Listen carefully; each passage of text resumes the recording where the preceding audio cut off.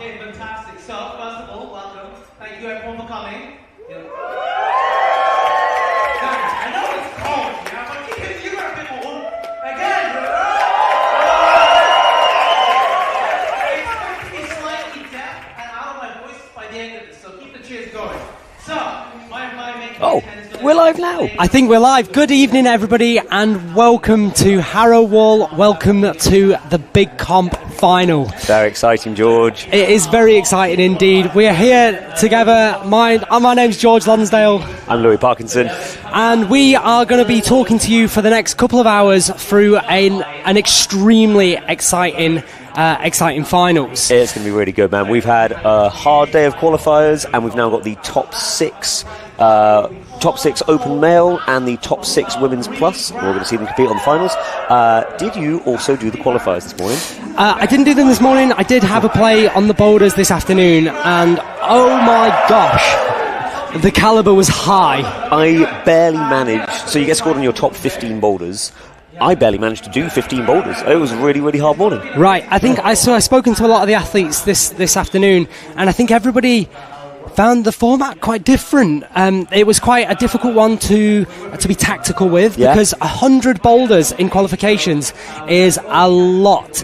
And as you say, only the top 15 of them was what counted for you. Yeah. So you kind of really needed to think about what boulders you were going to be putting on your scorecard. Yeah, exactly. 2 hours in of the 2.5 hour qualification, I realised I'd only topped 7 boulders and thought, flipping heck, I need to get going. I think everyone had the same realisation. We're trying so hard to do some hard boulders that last half hour was just a mad dash to just get anything Everyone done. Was running around. Everyone was running around. But we have, as you say, ended up with our finalists, and I mean, this is a crazy stacked lineup of finalists as well. Someone asked me earlier, do I think the level has risen since last year? I was like, oh my god, yes. Like last year, I think I climbed okay in the qualifiers and I came 8th. Today, I think I climbed really well. I've trained, I've got stronger. I'm 25th or something like that. I think the number of World Cup athletes in the finals tonight must be more than 10, I think. All of them, like, top-level athletes. And, of course, we also have Kai Harada, who, if I'm not mistaken, isn't just a World Cup medalist, but has a gold medal at World Championships. Yeah, that's right. I mean, does the level get any higher than that? No, it doesn't. It literally doesn't. So yeah, I think the level has stepped up this year. But as Big Comp grows, of course, the level is only going to step up. Up. Now, I think something that's worth noting is that this comp has a big old prize fund. Oh, yeah. And I think that's the reason why we've seen so many big athletes turning up this year. Big check for the winner. I saw them writing it out earlier. It's a very big check. £3,000 for the winner, plus eternal glory. Very exciting. Which actually is worth a lot more. Oh, worth a lot more, yeah. A lot more than 3,000. You can't put a price on eternal glory. I think actually everyone in finals gets paid, which is great. Amazing. So even if you've just come 6th, still win some money. That's so good. And that is actually more than sometimes than some of the World Cups even don't pay as much as this. So it's really a big draw to see to see that as one of the prize options. It's very, very cool to see. Yeah, if it wasn't obvious from the name, the Big Comp, there's a big comp, big prize money, sure. Big competitors. There we go. Yeah, for sure. We also have an incredibly stacked field in the women's. Yeah. Lots more of the British athletes we're seeing in the women's. Yeah. I think we had a couple of international competitors come over, but strong showing for the British women competitors. Who have we got? Let me find our list of finalists. I think they're about to announce it now. Oh, here we go. Yeah, here we go. This is the Open Plus category. This is in reverse order. So Kalin Inaki, who's come over from the Romanian team. Luca Martins, previously London hero, but now I think lives in Leeds. Sheffield. Yep, exactly. We've got and then a whole list of GB athletes. Jack McDougall. Oh, they're gone. So we'll get onto the women's plus. You all saw the names there. Let's do it faster this time. Women's plus category. Faye McDougall, obviously an absolute wad. Eugenie Lee, Willow Petrobelli, who's actually only just back into comps from a back injury. Lucy Garlick, who is a European Championship medalist. Izzy Edgington and Izzy Bridgens. My gosh, having both Izzy's in the finals always gets me. It always gets me, but we will do our best not to get mixed up with them. this is such a stacked lineup of athletes. Izzy Edgington, one to watch, definitely. She climbs in such a powerful manner. Yeah. Actually, interestingly, very contrasting to Izzy Bridgens, who is... Someone described her to me earlier as the slab queen. She really is. Her technical climbing is unbelievable. Izzy Edgington is a powerhouse. Yeah. Shoulders like boulders, and we've got quite a few steep boulders for the girls today. So yeah, we do. It will be interesting to see how she gets on and how the other girls, if the other girls can keep up with her. Absolutely, yeah. A whole range of skills going to be tested on these 4 climbs. We had a look at them before this all started, and. Not sure I'll be able to establish on a single one of them. Yeah. But there's some hard slab, there's some hard coordination, there's some basic power moves. Oh, it's going to be a great show. Yeah, it's really, really cool. And the setting team have really kind of outdone themselves on these boulders. As you say, the styles represented are so broad. Yeah. There's tech, power, and then something that I'm really excited to see, which you guys will see shortly when the athletes do the observation, is the black volumes boulder straight in the middle of the comp wall. Now, Max described this. Max Ayrton is the chief setter for this, and he described it as, it's just a bit of back to basics. And in reality, I think he's absolutely right. This is the kind of boulder that maybe we would have seen 5 to 10 years ago in comps. Yeah, you're absolutely right. But the level's high, and these athletes might not have come up against... I mean, they're a young field of athletes. They might not have come up against this style of boulder, so it will be really interesting to see how they fare against something that maybe isn't the kind of showy paddle dynos that we've come to be used to in competitions. Exactly. They've also got to do a fair number of showy paddle dynos. That's true. That's very true. Yeah. This one we're looking at here, women's 3. I read as showy paddle dyno and have now learned from the route sessions that is absolutely not the way. This is some hardcore wiggling and some awkward flexibility challenges near the top. I think what's really interesting, anytime Max is the chief of a competition, is that the boulders never climb as they look. Max is a total wizard in how he sets. He sets incredibly complex, he sets incredibly subtle climbing, and he's phenomenal at testing that style as well. He really is.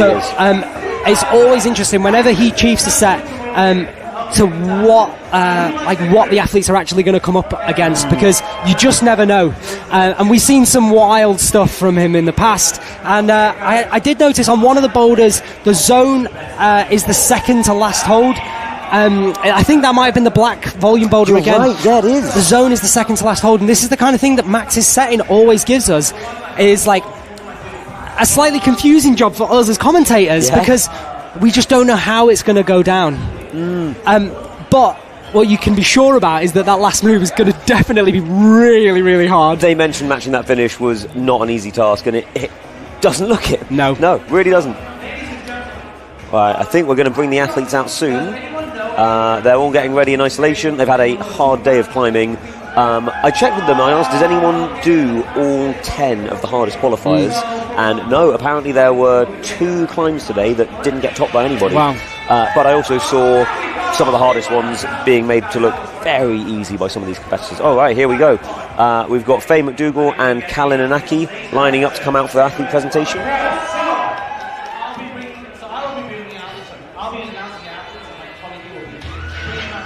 All right, here we go. Next up, we've got Luca Martins and Jenny Lee. Okay, and then next up we'll have Eugenia and Luca. There they come.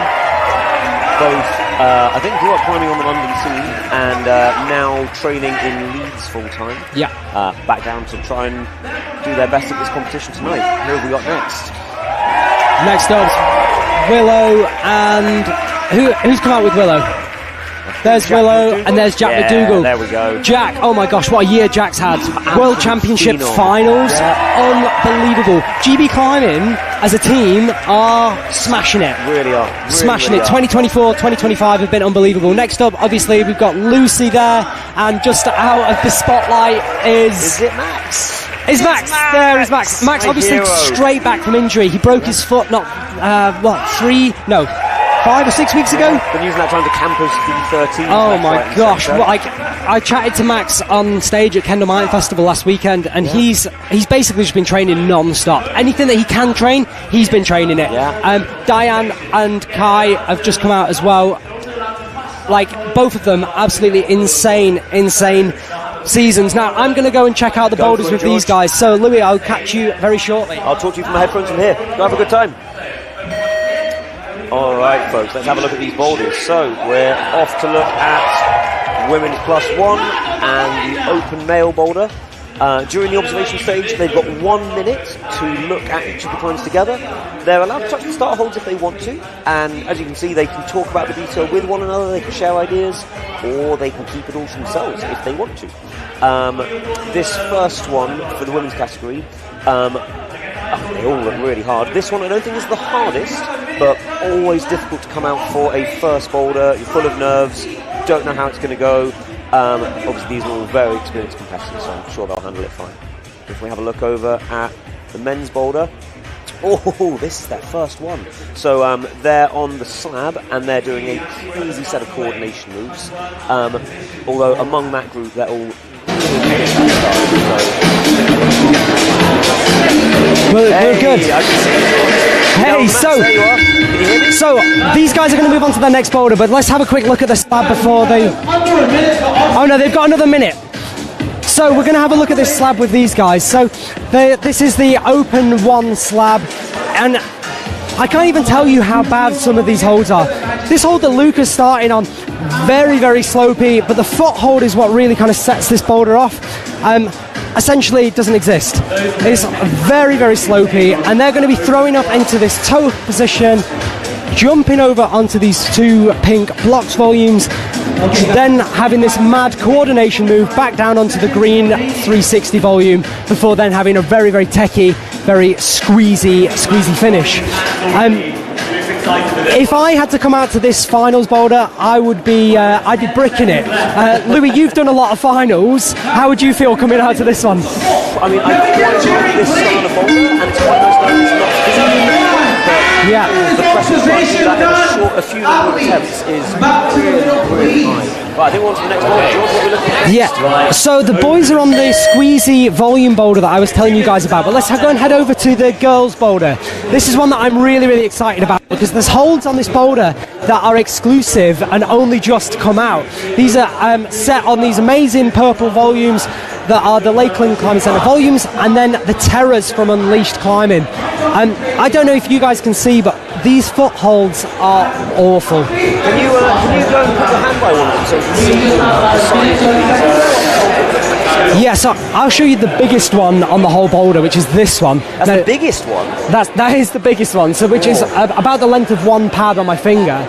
But the worst one, but also kind of the crucial hold, is right up above the start, which I don't know if you guys can see, is made up of 2 tiny little nipples that the girls are going to have to crimp, pinch. I'm not really sure, but they're going to have to use that in some way that allows them to kind of progress leftwards through this slab. I've just got some graphics on the screen saying this was set by Yorkie, and he described it as well as delicate, minimal, and disgusting. Yeah, I think that's very appropriate description. Delicate, minimal, disgusting. Yeah. I think that's very minimal. I'm here with Yorkie now. Oh yeah, I hear him there. Yeah, he's just stood next to me. Yorkie, this slab, it looks like quite a scary thing for the girls to come out to. No, it's all right. They'll be fine. Yeah. It's a little bit, like you say, disgusting. A little bit disgusting, but I mean that's what these guys are used to. Oh yeah, you just got to pull on some pebbles up there as well. They're pretty fierce. If they've done any day out on the grit, I'm sure they'll be absolutely fine. Oh, they'll be solid. Yeah, for sure. Maybe we should go and can we go and have a look at the boys' boulder whilst they've got a little bit more time? Yeah, let's go, George. This one, I think the route set is described as the hardest. Yeah, do you know what? I think that sounds pretty appropriate. So this is the open 2. We've got some really hard squeezing, awful footholds, and the boulder's gone dark. But we can see that, as I was saying earlier, the zone is the second to last hold, which means that top move is going to be absolutely desperate. Right next to us now, we've got the Women Plus 3rd boulder. This is the one that you were talking about earlier, Louis, that kind of looks like it should be a very fast, dynamic boulder, but actually, in reality, it's a lot more basic and squeezy. Yeah, apparently, I read this as jumped the first cycle before the zone, and then it's not that at all. We tried to describe this as, there we go, we've got the description on screen, a wrestle confuser and hard to read. Okay, so I don't feel too bad about misreading it. But yeah, looks really, really awkward, this one. And then a hard top section as well. Definitely, yeah. I'm actually glad you used the word confusing, because again, Yorkie's next to me, and he said that the brief was to make the athletes confused. So I would imagine that we're going to see the athletes try this in a lot of different ways. I reckon so. And maybe, I mean, we've got, like we said, we've got some very, very strong athletes, so maybe we'll see a few different solutions, and that'd be absolutely amazing. Should we go over to Open 3? Open 3 is the kind of dynamic looking tech. Now, the first hold that they're pulling onto, the one that Jack's having a feel of, is actually a pretty good hold. I think we can establish on this one. I think so too. Yes, it's a very positive in-cut crimp that you can get quite a bit of your fingers onto, but the first move looks absolutely heinous. You're going to be flicking your body to the right and palming onto that extremely shiny unit force majeure hold. Not only it's a very, very narrow groove that they're jumping into. Obviously, in a groove, the wider the corner, the more stable it's going to be. So I think what you can be assured of is that this is not going to be stable in any way, shape or form. The top section looks equally as heinous. We have some minging, pebble pulling, and some really, really rough looking slopers, but Max looks psyched. Now this one, Max Milne has just walked past me, and he is looking absolutely psyched at this next boulder. I'm not surprised. Couldn't be more his style. Right. It's also the one that I would be most excited to try. It's a glorious paddle move, and then straight into what looks like a really, really hard top move, but I think very short, very coordinated, very powerful boulder. I think all of them are going to love this, to be honest. Just let me know on the live chat, by the way, folks. So I was doing comments saying I was a little bit quiet. I think my mic was in the wrong place. Let me know if that's a little better for you now. I think we're all sorted. What do you make of this one, George? So this is through the steepest part of the whole comp wall, which usually means we're going to get a lot of power. Now, I don't know if you can tell on the live stream or not, but these red slopers are not positive. They are really, really bad grips. The left one is slightly better than the right one, but what's interesting is that the top hold, the blue contact hold that's mounted inside the avocado, actually pretty good. Now, I mean, I say pretty good. It's pretty good for these athletes, because obviously these guys are total wads. But I think you're absolutely right in what you said. The top move now looks heinous. So this is going to be, I think, a hard coordination move. The catch isn't going to be too bad if they can get there, although obviously that remains to be seen. But then the top is a really hard amount of physical, burly climbing. And then if we can get a good close-up look on that finish hold, this is another one of the contact avocados. And inside it is what looks to be a very, very small edge. So I think we're going to have a lot of power, squeezing hard, slapping into that small edge, and then just have to bone down super, super hard to be able to be stable enough to finish. Now, we have got a collection of extremely strong finalists for this evening, so I've got good bets on a lot of them doing it, but it looks outrageous to me. I'd be hard-pressed to choose who I think is the strongest. I've seen them all do things that blow my mind. I think good chance of them doing some outrageous moves up there. Right, what do you got next? I think you're totally right. And I was watching Kai Harrowall on some of the qualification boulders, and do you know what? He looked unbelievably strong. Now, the last boulder that I didn't get to look at was the women +4. Oh, all right, George, I think you're on your way back up to join me in the commentary box, because we're about to get started on our first boulder. I hope you're all excited, folks. I cannot wait for this show to begin. They're going to come out in reverse qualifying order. So Callan Inaki is going to come out first with, I think, Faye McDougall. And then we'll work up from there. They're going to have 4 minutes per boulder. And it's the classic IFSC scoring of number of tops, number of zones, followed by attempts to top, attempts to zone.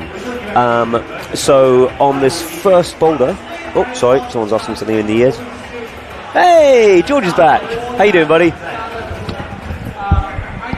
Right, we're going to bring out those first couple of athletes in just a moment. How's it down on the mats? You have fun? That was super fun. Do you know what? I love the observation period in a climbing comp. For me, I think it's really what kind of sets climbing comps apart from any other sport. Now, before we kick off the finals, we are going to get a quick word from our sponsors. Don't go anywhere, folks. It's only going to be 45 seconds.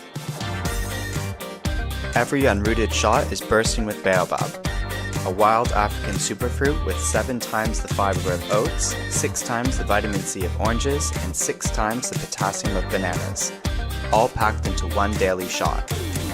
Support your gut health. Keep your body energized and your immune system strong.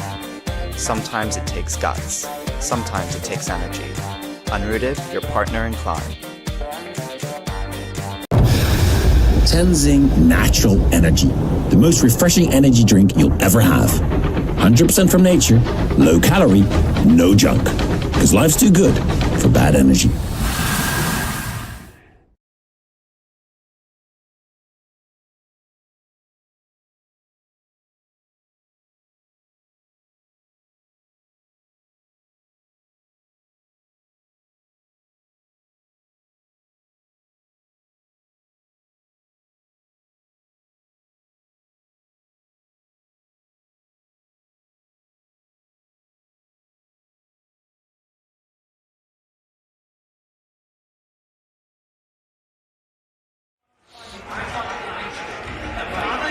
All right, folks, we're back, and we're going to be very shortly bringing out our first athletes for their first boulders. I'm so excited, George.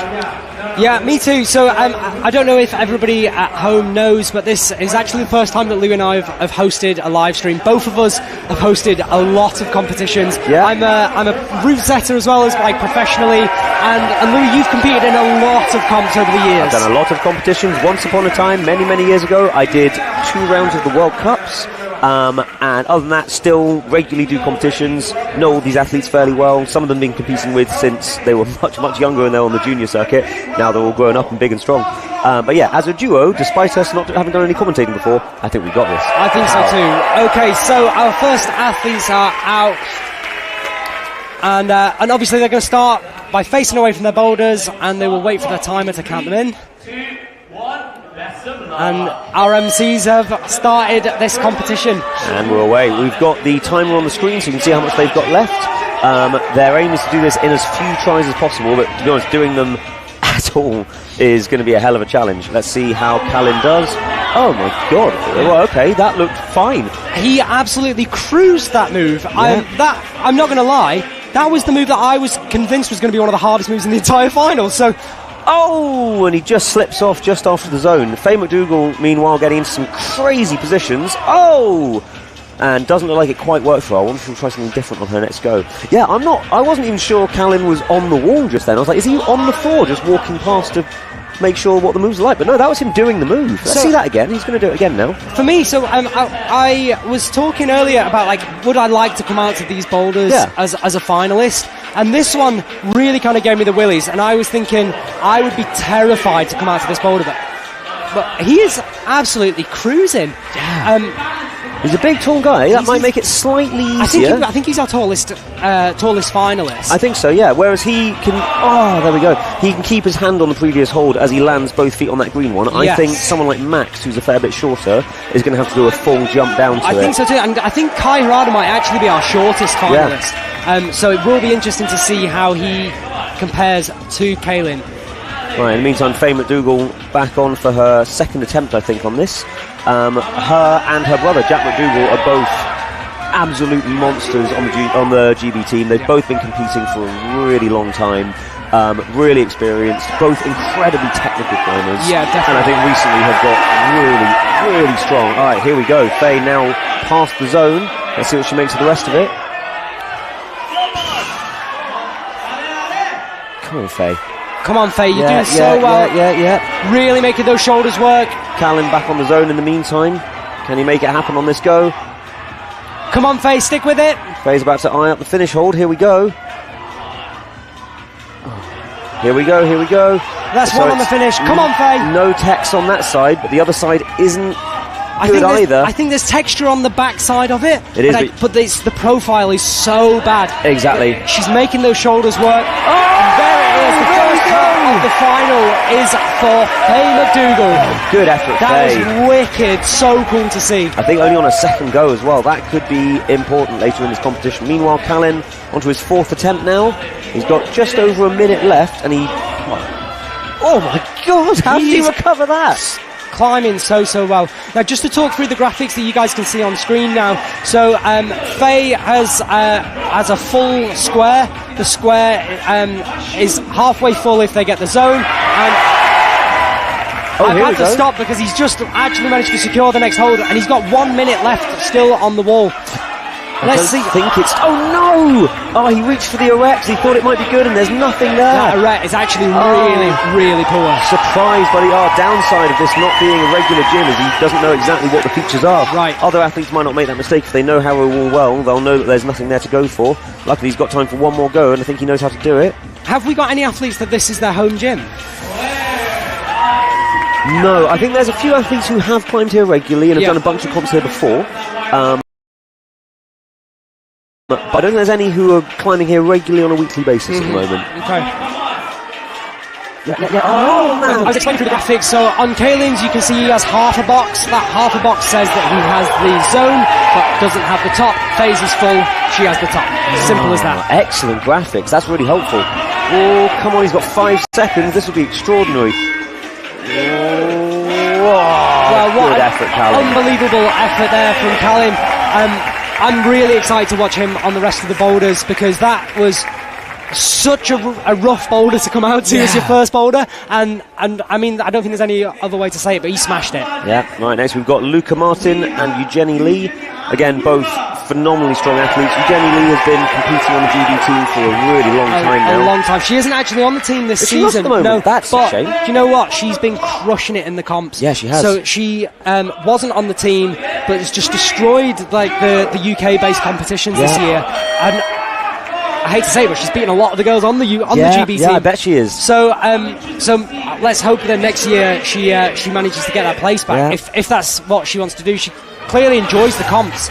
Now, Luca, I would say Luca actually doesn't like slab. No, he's such an interesting athlete to compete with. I remember the first time he kicked my butt in a competition. I was like, he's just really tall, that's all it is. Yeah. Then he won again. I was like, okay, he's tall and he's really, really strong. Fine. Yeah. Then he won again. I was like, okay, fine, he's tall and he's really strong and he's really, really good. Yeah. The only thing that he felt was a hole in his game was foot-based coordination moves on slabs. But I know he's done this boulder. This boulder, exactly. But as you can see, I know he's done a ton of practice. He has, and it's really paid off. So yeah, he's been working a lot in Sheffield and in Leeds with his coaches. Yeah. I see him relatively regularly up at the Climbing Hungry Sheffield, and he has been working really hard. And you know what? He's doing some real hard boulders. And look at him right now. Here we go. Oh! There it is. He just said how much he doesn't like slab, and he's absolutely come out and smashed it. Oh, not anymore, What Luca. an amazing top there for Luca Martins.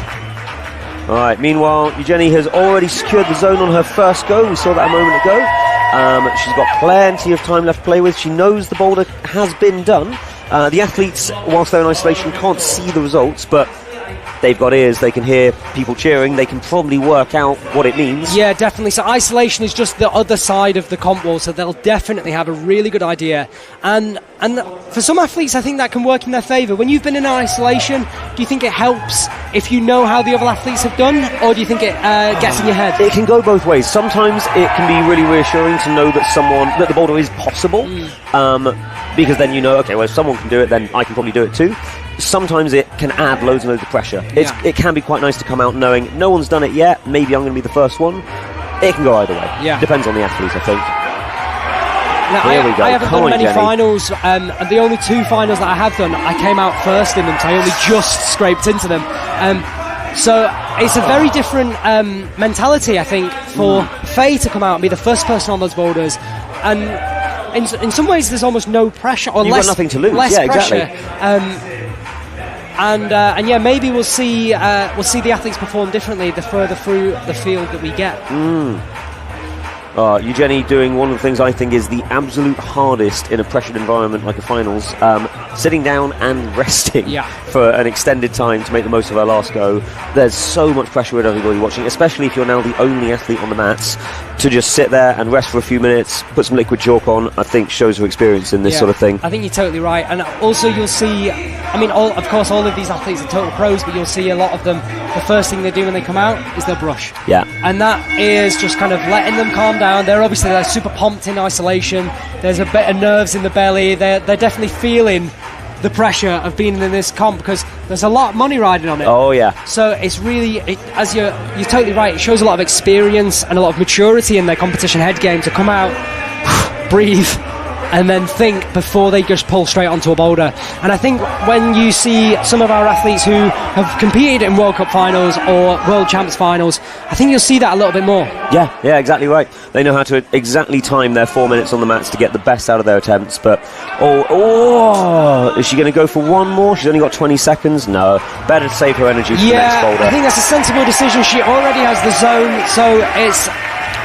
with only 20 seconds, it's quite a slow climbing boulder. Yeah. It's quite look hard. At these stats. That's interesting. Oh yeah, that's really cool. Look at that. We've got a little graph showing us, I think you can see that as well, viewers. Oh, it's gone. But 29.9% of her time spent on the wall. Well, I think that's exactly what you were just saying. It takes a lot of maturity to be like, I need to rest now, because this is a really powerful...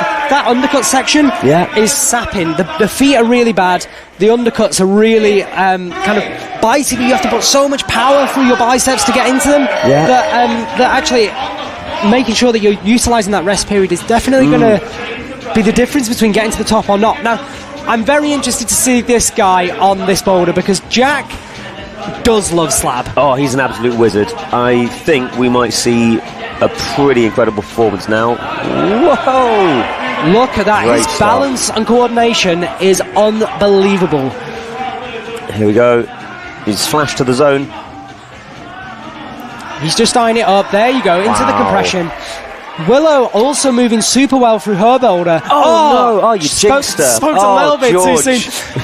I did say those feet are really, really bad. You have to apply so much pressure. Here goes Jack. Come on, Jack. Make it right. work. Go with right. Yes. Oh my God. I don't want to jinx it. So good. Oh wow. That was a flash, right? That was a flash for Jack. I told you, he loves a slab, and he's so good at those kind of moves. I think boulder number 3 for the open category will be very interesting to see Jack on, because he'll be able to put his flexibility into play. He's insanely incredibly flexible. I feel like his hips are made of jelly. They just like go all over the show. But it means that when he's on boulders like that, it really shows how flexible he is and how strong in those flexi positions he can be as well. Meanwhile, incredible comeback, by the way, for Willow Petrobelli. She got a pretty significant back injury. I think she broke her back. I was going to say, I didn't want to commit to it, but I think she broke her back.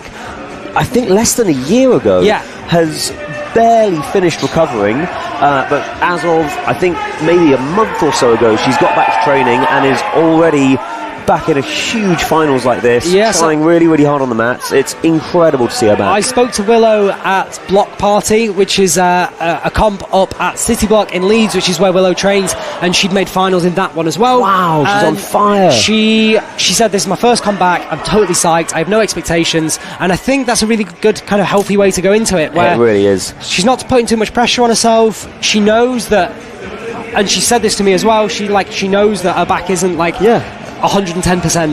Yeah, she's not at her strongest yet. She can just enjoy it. And look at it. She was smiling away a second ago. Now she's back into focus mode. She's got a minute and a half left.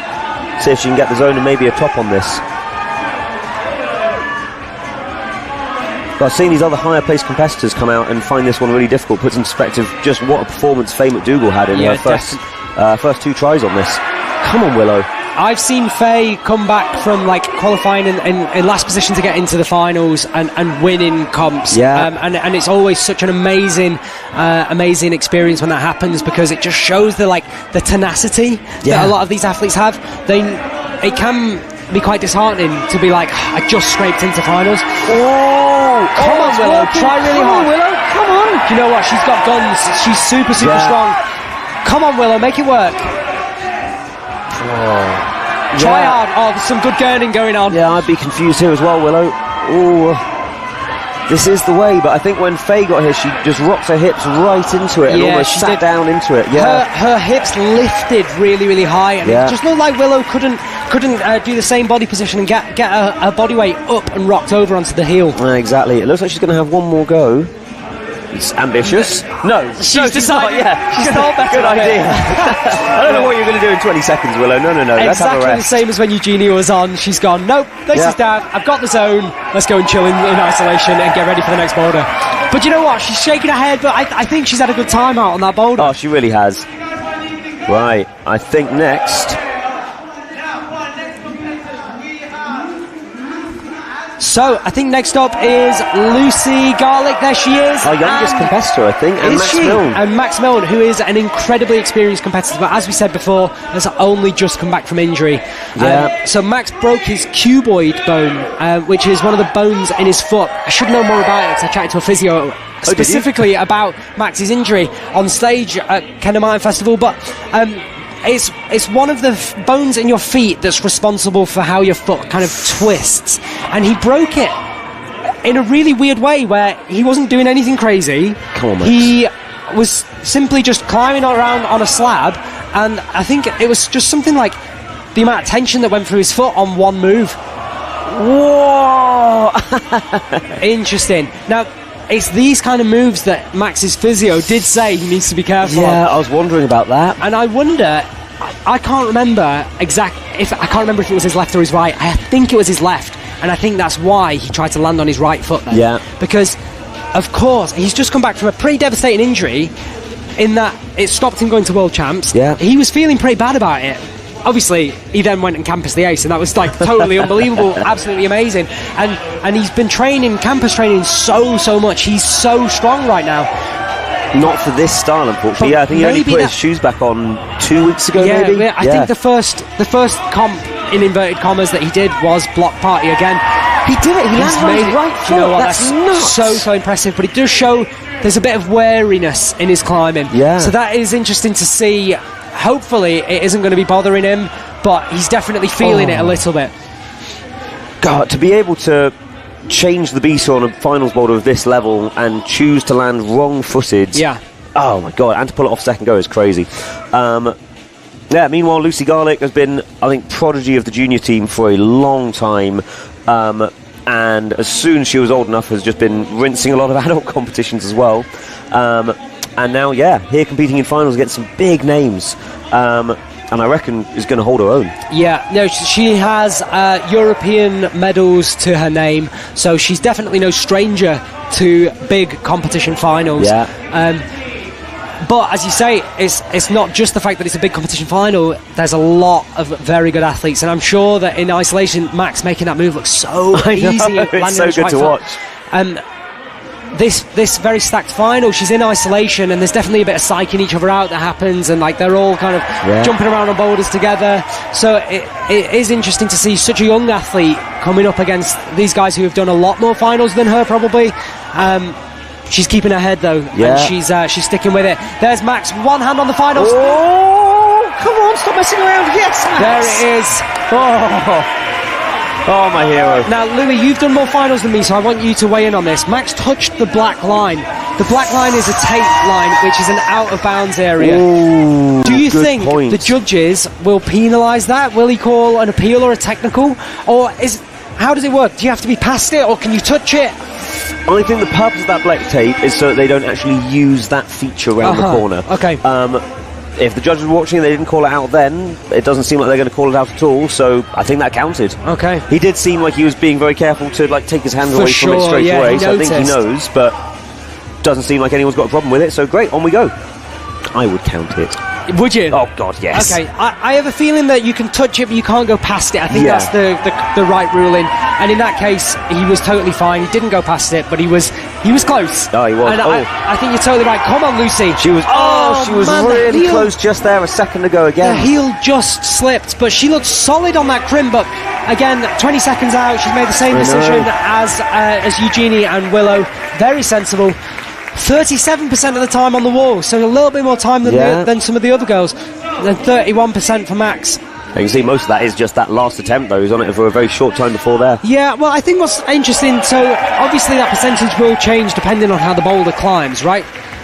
So, the slower slabs, like that one, is always going to climb. You're always going to spend more time on the wall, even with 3 attempts. Absolutely. All right, here we go. Right, now, Izzy is the one I was warning you about. Izzy Edgington is so strong. Absolute beast. I don't want to jinx her, but I'm expecting big things. I think so. Meanwhile, we've also got Diane Akhtar. Him and Max train together all the time. And he looked close on that first go. All right. Come on, Izzy. Oh, my God. Is that how other people were doing it? Yeah. Oh, no, I think they were standing on the Moti start hold. Yeah, I think so too. Wow, is she going to make this incredible work? flexibility there from Izzy. Wow, okay, here we go. Oh, Diane having a little bit of trouble with that first move. I think he's going to work it out. He's not quite finding the balance. Come on, Izzy. Use those muscles. Come on. Yeah. Super strong. Oh, so close. Just the heel slipping. I know. When Faye did that, she had her foot in a completely different position. She has the sole of her foot facing straight down on the hold with her hips all the way on top of it. But none of the athletes have quite found that position aside from her. I mean, they've got their heel on, obviously, but they didn't roll all the way up onto the same flexion. There's a very different hip position. Yeah, exactly. And I think, we've heard it. We've definitely heard it from other commentators. I know when Shauna's done the Olympic commentating, like, she says it's all about hips. She always says that. And I think this is a very good example of exactly where that comes into play. Absolutely. If you can get your hips up there, so much more weight is going through your heel, and well, if more weight's going through your heel, less weight's going through your hand. Exactly. And that means you don't have to pull as hard. So it definitely went in Faye's favour then. Right, meanwhile, Izzy getting ready for another attempt. I think Diane lining up for another one. Here we go. Will he stick it? Oh. Now, just to kind of direct people, if they want to see any of the boulders, all of the open boulders I've just posted videos of on my Instagram at George Lonsdale, and if you have a look at them, you can see exactly how bad the green volumes are that Diane is trying to throw himself at. No, he has stuck it in the meantime. And, brutal. Very close, Diane. Okay. Izzy back up past the zone. Will she find that position this time? Not quite. Still plenty of time for them, though. Exactly. 1.5 minutes is definitely enough time. Oh, Diane just making that foot slip again.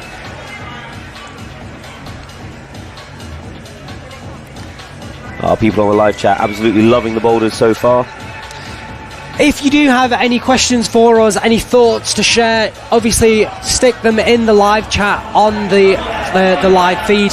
Louis and I will be checking through it, and we will endeavour to answer any questions. And it's always cool to see where you guys are tuning in from, who is tuning in, and tell us if you're enjoying it or give us your thoughts. All right, Diane sticks the move again. He's on the zone. Let's see if he can make the top work this time. God, Izzy's so consistent through this powerful section. Surely not. Oh wow. My God. I told you she was powerful, man. I told you. Yeah, you weren't kidding.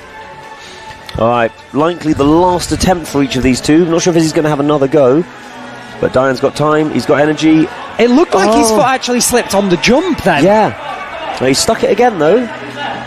He's got enough time to do this. So does Izzy. Izzy's going to have to start moving pretty quick, I reckon. Diane, if he sticks this move, he's got a very good... Here we go. Okay, we might be on for a bit of a buzzer beater. Take your time. Oh, possibly for both of them. Oh, no, I jinxed it. Izzy's off. He's got 10 seconds. He's got one hand, two hands. There it is. There we go. Do you know what? It didn't come as quick as everybody else's, but he did get the top. So there we go. So far, 4 of our open category have topped their first boulder. Just Kaelin not, but he did get the zone. And we're on to our top place qualifiers. Right, well, here we go. So, Izzy, our other Izzy is out now, and Kai Harada. I'm actually lost for words that Kai Harada has come to this comp. Yeah, he was here setting at a gym in London called Sen earlier today, and I think despite spending the day setting, he somehow has enough energy to turn up, absolutely rinse the qualifiers. He made, I think, the hardest boulder I tried, which I ended up not topping, had a bunch of goes on. He made it look like a warm-up. I couldn't believe the way he did it. So yeah, he's here, I guess, representing the Japanese climbing team for us. Meanwhile, we've got Izzy Bridgens. Thank you, Bridgens. I told you it'd get complicated. Yeah, no, I got lost straight away. Is this her first go? Gosh, she's looking good so far. So that's the hip position. There we go. Right now, Izzy. Oh no, Izzy does climb. She's a very, very different athlete to Faye because she's much, much taller and much more kind of limmy. She's got long arms, long legs, whereas Faye's a little bit shorter. But they do climb in quite a similar way. They do, yeah. They're both the only ones who have found that hip position on this boulder. I think if Izzy can find a way to not have to use like too much power and strength through using her hips, she will find it. And we've seen that in a lot of comps that she's been in. We've seen her do the splits at the top of the wall. We've seen her use her flexibility massively to her advantage. So absolutely, I think any opportunity to kind of, like we said with Faye, just get the weight off her fingers and into her feet, you'll see her do it. And she's very, very good at finding that. You know what, Kai having a little bit of trouble with his first move, but Diane had the same thing. We know he worked out and did it eventually. Gosh, yeah, she's looking for all kinds of technical options there. All right, Kai, let's see it.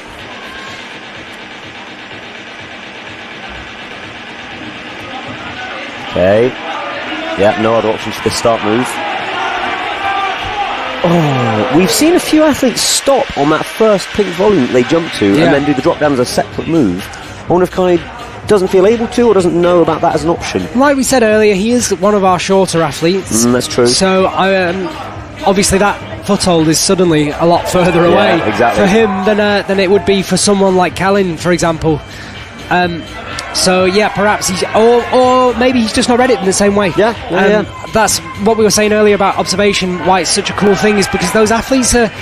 It's a collaborative effort in observation. Those athletes are talking to each other, sharing beta. Oh, that was close. Obviously, they don't know exactly how it's going to climb, but they have a pretty good idea of how to make these boulders work. And they discuss that. And they do talk about it quite a lot on the mats about, like, well, maybe I'll try this, maybe I'll try this. So they'll have discussed multiple methods. I would be sure that they talked about dropping down in a wanna. Again.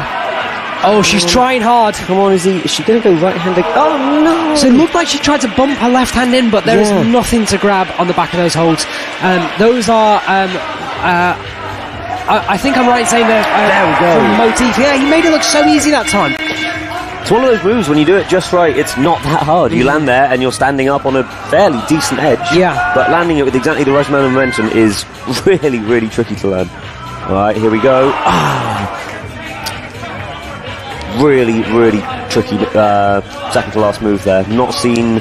I suppose we've seen 4 athletes do it, but not many of them have made it look easy. So with 35 seconds to go, he's pulling back on. He's got enough time. What would you be thinking in this situation? I think I'd be trying not to think too much. It's one of those boulders where if you overthink it, it stops working. If you just trust your body to do what he's trained it to do by muscle memory, maybe it'll work. But I don't know if he's going to have one more go with only 20 seconds. He's got the zone now, so he'd have to find the top for it to be worthwhile. Oh, he has pulled back on. I just saw his attempt count to go up. But yeah, here we go. Not quite. Izzy's really putting in the work now. Come on, Izzy. This will be close. Come on, she's still got time. It's only 5 seconds. She's got to try really hard. It's not going to happen. Not going to happen, but what an effort. She really put in a lot of work on that. Great effort by these two. Right, well, I think that wraps us up for Boulder 1. Almost a complete reversal of the rankings so far. Yeah. But still plenty to go. We're only a quarter of the way in. We've got 3 more boulders. Anything can happen. So you can see that Kai had 9 attempts on that boulder, which I think is almost entirely on that first move. Yeah. Very, very droppable. But do you know what? In the qualification boulders, he did really well on the physical boulders as well. So maybe it'll look a little bit different as we progress. Exactly. Right, we've got Callan Inaki back for Boulder 2, along with Faye McDougall, who I think currently sits in first place. I think so. Yeah. All right, Callan. Now, this is, again, supposed to be the hardest boulder for the open category. Let's see. Oh, no, I thought she was going to do it as a massive dyno, which is how I read it. It looked like she set up for that, didn't it? Yeah, it did. She did a little fake out for us. this is what the route setters told us was the sequence. And then she's going to walk back across to the left. Now, yeah, you went down and had a look at these holds. I also had a look at it before the final started. This next hand hold that she's about to reach with her left hand has, I don't even know if I can describe the size of it, a tiny pebble on each side. What would I describe it as? Like literally pea-sized. Yeah, I think maybe half a pea. I think, yeah, exactly. I think a pea is exactly the right size, but a pea that's been chopped perfectly in half and then stuck onto a no texture hold, which in itself isn't very big. You can see that. I mean, Faye's got small hands, and she's almost entirely covering that hold. It's a very, very small jib. And then what she stood on is very, very similar as well. It's a big, it's not big. I don't know what I'm saying. It's a small circle that would fit in the palm of your hand, again, with a very small, slippery nipple on it. And yet somehow she looks pretty relaxed up there. Here we go. Come on, Faye. Come on. So smooth. She's going for that corner to slow down and then to drop down again. Is she going to try and reach it with her? Showing some very good tactics, actually, in this boulder. Come on, breathe, Faye. You got this. Yeah. Oh, man, I told you it was slippery. Yeah, you're right. Meanwhile, yeah, I think Callan, having exactly the experience I'd expect to have on this boulder, really struggling just to get off the start holds. So my prediction on this next boulder for the open category is, I think that Diane will have a good time on it. I think so too. He's very good at this stuff. He's got guns, and he's so physical. Anything that he can squeeze, I reckon. I think he'll do quite well on this. I think Jack is also actually going to have a pretty good time on this. He's, as we said, like a wizard for this weird style. I think him and Max Ayrton, the chief setter for this comp, have a relatively similar style. Oh, interesting. I think I think Jack has a really good knack for finding just the right positions, which I think is pretty crucial for that black climb. And I've seen Jack in comps before, and I think what I was saying before about Max, they're both really good at doing weird stuff on the wall. Yeah. And obviously that's going to really come into play on this next boulder. Come on, Faye. God, the concentration. This is interesting. So standing on that volume looks so hard. How yeah, are you doing that? I wondered if they were just going to step straight out to the foothold and then foot swap on it, because that volume is incredibly low profile. You've got to have really good ankle flexibility and just really good trust in that volume to be able to take your time and step through slowly like that. Belief is everything. When you're on comp slabs, belief is absolutely everything. If you don't have the confidence, you're not going to do the boulder. It's as simple as that. You know, yeah, Callan trying his best, but yeah, man, that's how I'd feel, buddy. Yeah. I'm sorry. Looks hard. Faye going for another go. Right, she's got 35-ish seconds left. It is just enough time, but she can't really climb it slowly. Go on, Faye. Yeah.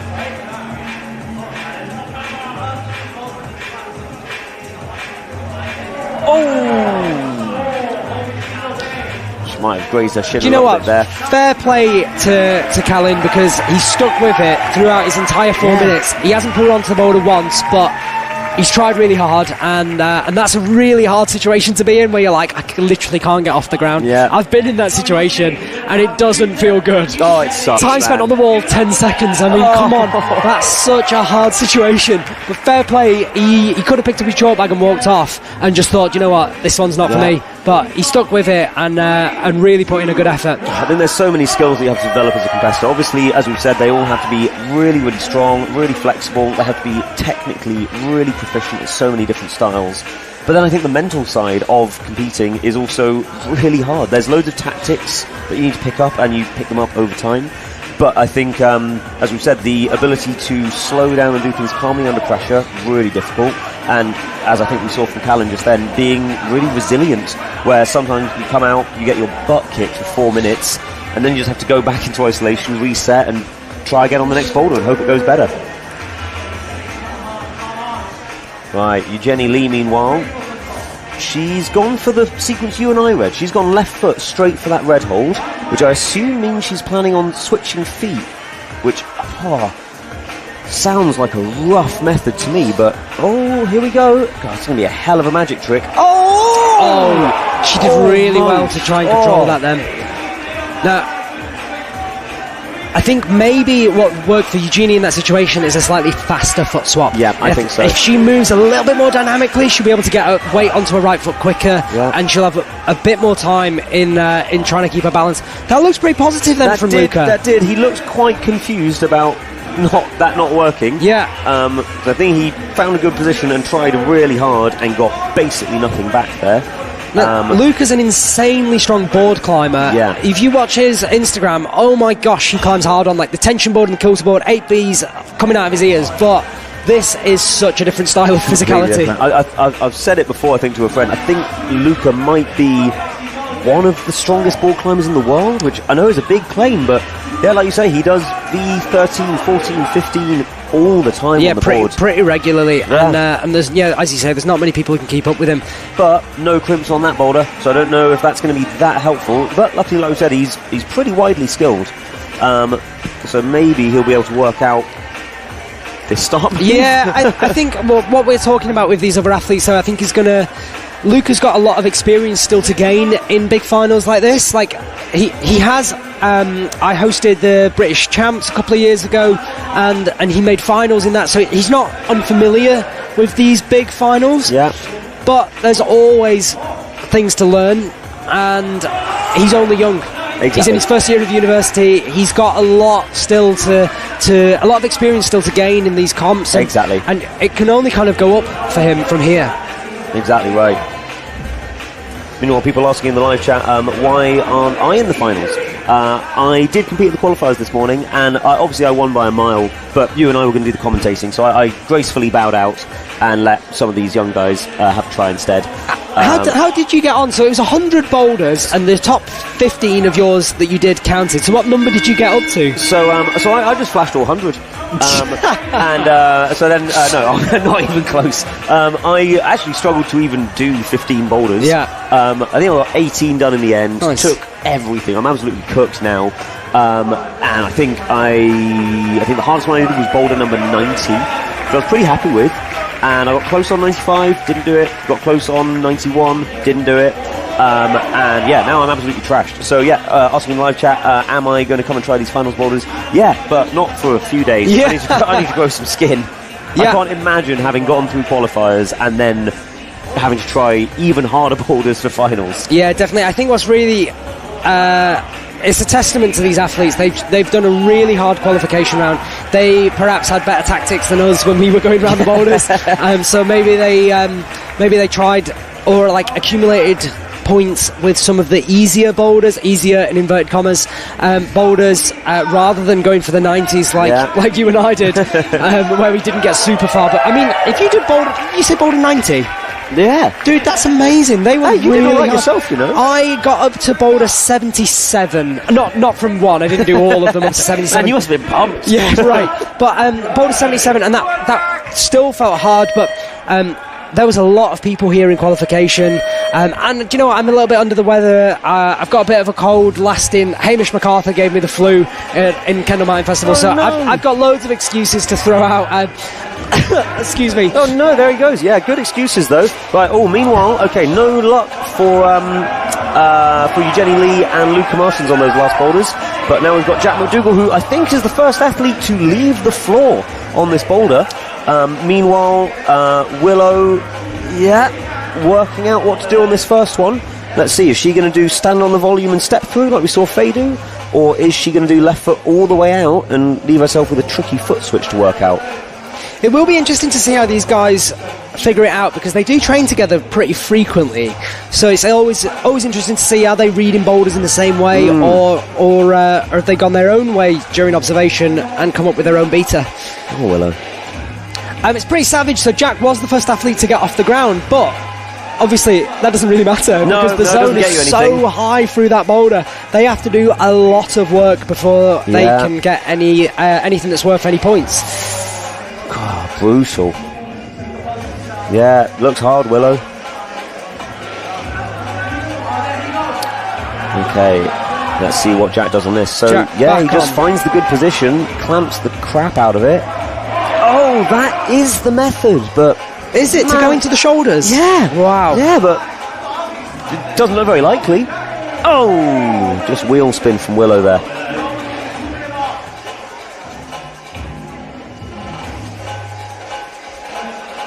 Some kind of, first to leave the floor. I didn't mean to be brutal. It's a hard boulder. It's a crazy, crazy hard boulder.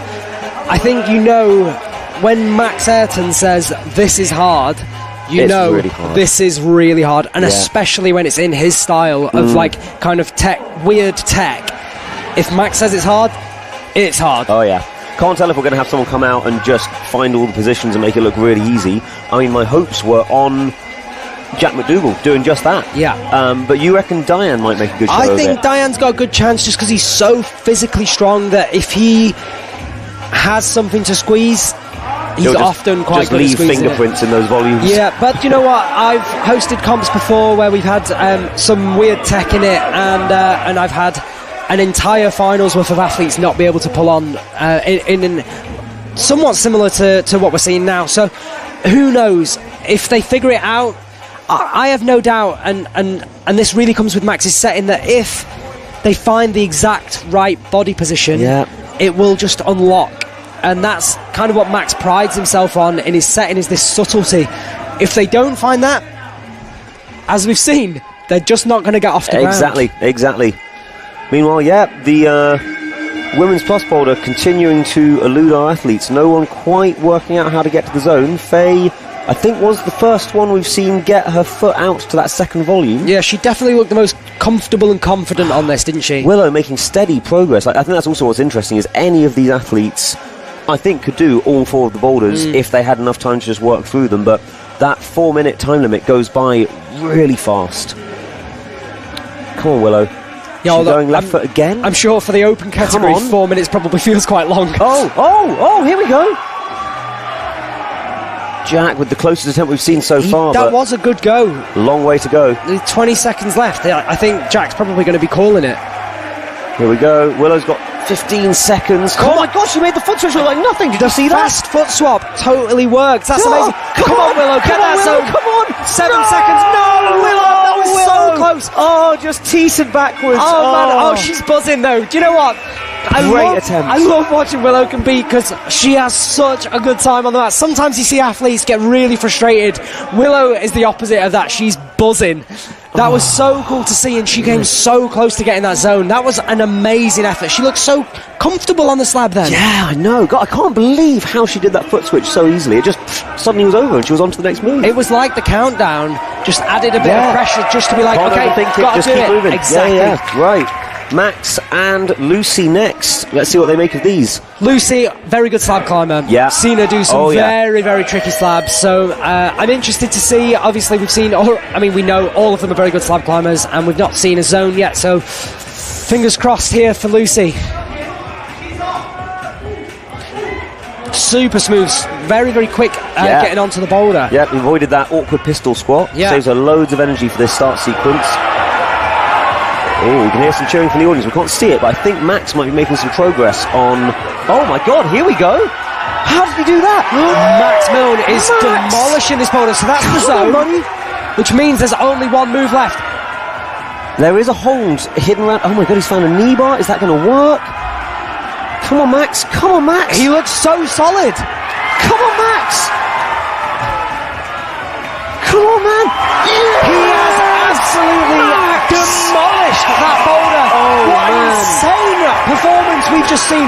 Max Milne. That's huge for Max. That was unbelievable to see. That just so strongly speaks to the confidence, the ability, and just the sheer class of an athlete like Max Milne. Oh my god, he's so good. Okay, Lucy, meanwhile, absolutely chilling on that horrible foothold. It looks like she's going to go for the foot switch as well. We've now seen it work for Willow. I'm not sure if we get replays or not. Maybe we'll cut back and see how Max did that start move, but I reckon he just did what everyone else did and made it look fine. I think you're right. What's interesting, so Lucy's actually in a slightly stiffer pair of shoes than the other athletes. Yeah, I wonder if that makes it a little easier. I think they were all pedals. in Dragos, and Lucy's in the slightly softer Instinct, but they're stiffer than Dragos. This is good for Lucy. It's definitely going to make a difference. There we go. That was the zone. I don't think that counts. So for an athlete to be awarded the zone, they have to... Not yet. Now it is. There we go. They have to hold it in control, but they also have to use it. Yeah, which means you can't just touch it. You've got to touch it and use it to make positive progress on the climb. Exactly. So as soon as she moved her foot, that's when the zone gets awarded. She's eyeing up the finish. Oh no! Oh, Lucy just, it looked like she hesitated at the last second whether to go fast or whether to go slow. I think you're right. She got in her own head. Yeah. You could see it happening in real time. Oh, she knows it was a mistake. She knows she can get back there again. Here we go. No rest. Straight back on it, Lucy. I can't believe Max just did that. Wow, Max. Right. Here we go. On the heel this time. I swear she was on the toe before. She was on a toe on her first go because she kind of jumped into it, but I think this looks much worse. Why did she decide to do that? Okay, whatever, it's worked. Where we go? Often what we see in finals, in my experience, is athletes will change their beta to try and make something slightly higher percentage. Yeah, okay. So if she's like, I could fall off that, then maybe she's opted for the ever so slightly slower but more secure method of getting up on that pistol squat. I'm not sure if that's better. I told you. She's vastly more experienced competitor than I am, but that first stand-up dead point she did on the toe looked easy for her. I hope she goes for that again. Just under a minute now for Lucy. She knows she can do it. Come on, do it. Come on, Lucy. Do it with your toe. Toe. Oh, no. She's going for that heel again. I know. She's got her reasoning. I'm sure it's better. Doesn't look better, but yeah, there we go. Go on, Lucy. What's interesting, so she's being stood up on that heel definitely holds her entire body slightly further over to the right. If she could be on a toe, there's definitely more ability to lean left. Yeah. Although it's just out of the spotlight, but she has switched it to a toe now. Yeah. But it looks like maybe switching it kind of she's helped still her. got time if she climbs this really fast. It wobbled her off. Yeah. Just on that heel, she can't rotate to get the position she wants for the next moves. But damn, good effort, Lucy. Oh, still, I think the only one to get the zone on that boulder, and she so nearly had the top. Well, we'll see later if that makes a difference. I mean, still, Faye McDougall, the only one with the top in this in the women's category. Is that right? Yes, no, that is right. So what? No, I said that Izzy Bridgens is the slab queen. It will be really interesting to see how she gets on this one. You're right. Her ankle flexibility is insane, so smearing on that volume, in theory, shouldn't be too crazy. But I'm interested to see Izzy Edgington on it because, as I said before, Izzy's a real powerful climber.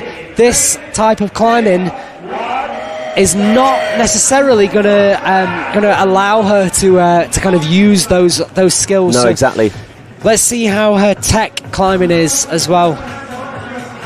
Right, and meanwhile we've got Diane Akhtar out on his second boulder. We'll see him in a minute to see what he makes of this hideous start move. He now knows it can be done. Yeah, for sure. And he would have heard the cheer for Max. As you say as well, him and Diane and Max both train together quite a lot, so they are used to... He knows that if Max can do it, then he's got... Look, he's doing it. He's doing it. He's looking strong. I wonder if this is what Max did. He's just mauling it. Yeah, you're right. Yeah, just crush the volumes into powder. It's working. Oh no, I jinxed him. Sorry. He was looking really strong in that position, and you can see he's such an incredible athlete. He's looking so strong, absolutely jacked. Yeah, and he's looking so strong. So as soon as he can kind of get into that position where he's squeezing, I think maybe we might see another good performance from Diane on here. Oh, I think we will. Oh, another stand up on the heel. Although she's on the toe now, she looks like she's able to rotate that leg. Hand down a little bit, and we'll see it. Nope. Oh, and now it's in shadow. Oh, what a mystery. Okay, is she... Ooh, good effort, Izzy.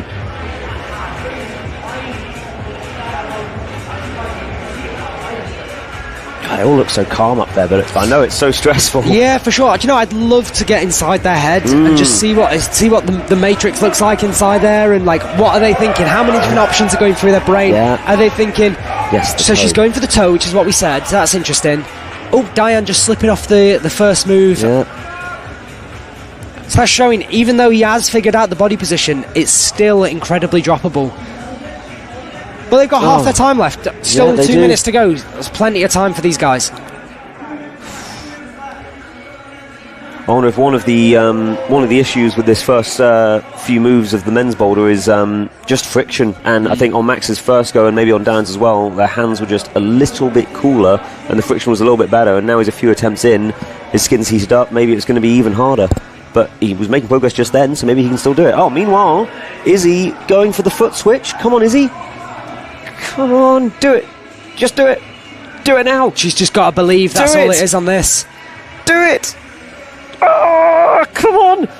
Oh man, that was smooth. So that is smooth. Such a hard foot switch, and she made it look kind of fine when she did it. She actually did it a lot slower than what we were talking about earlier, but I think she just managed to get her hips in the exact right position and just kind of kept her body nice and close to the wall. We could. Just wobbled off. Balance position is so fine for that move. All right, we're into the last minute. They both look like they could do these boulders, but I think yet to get a zone for each of them.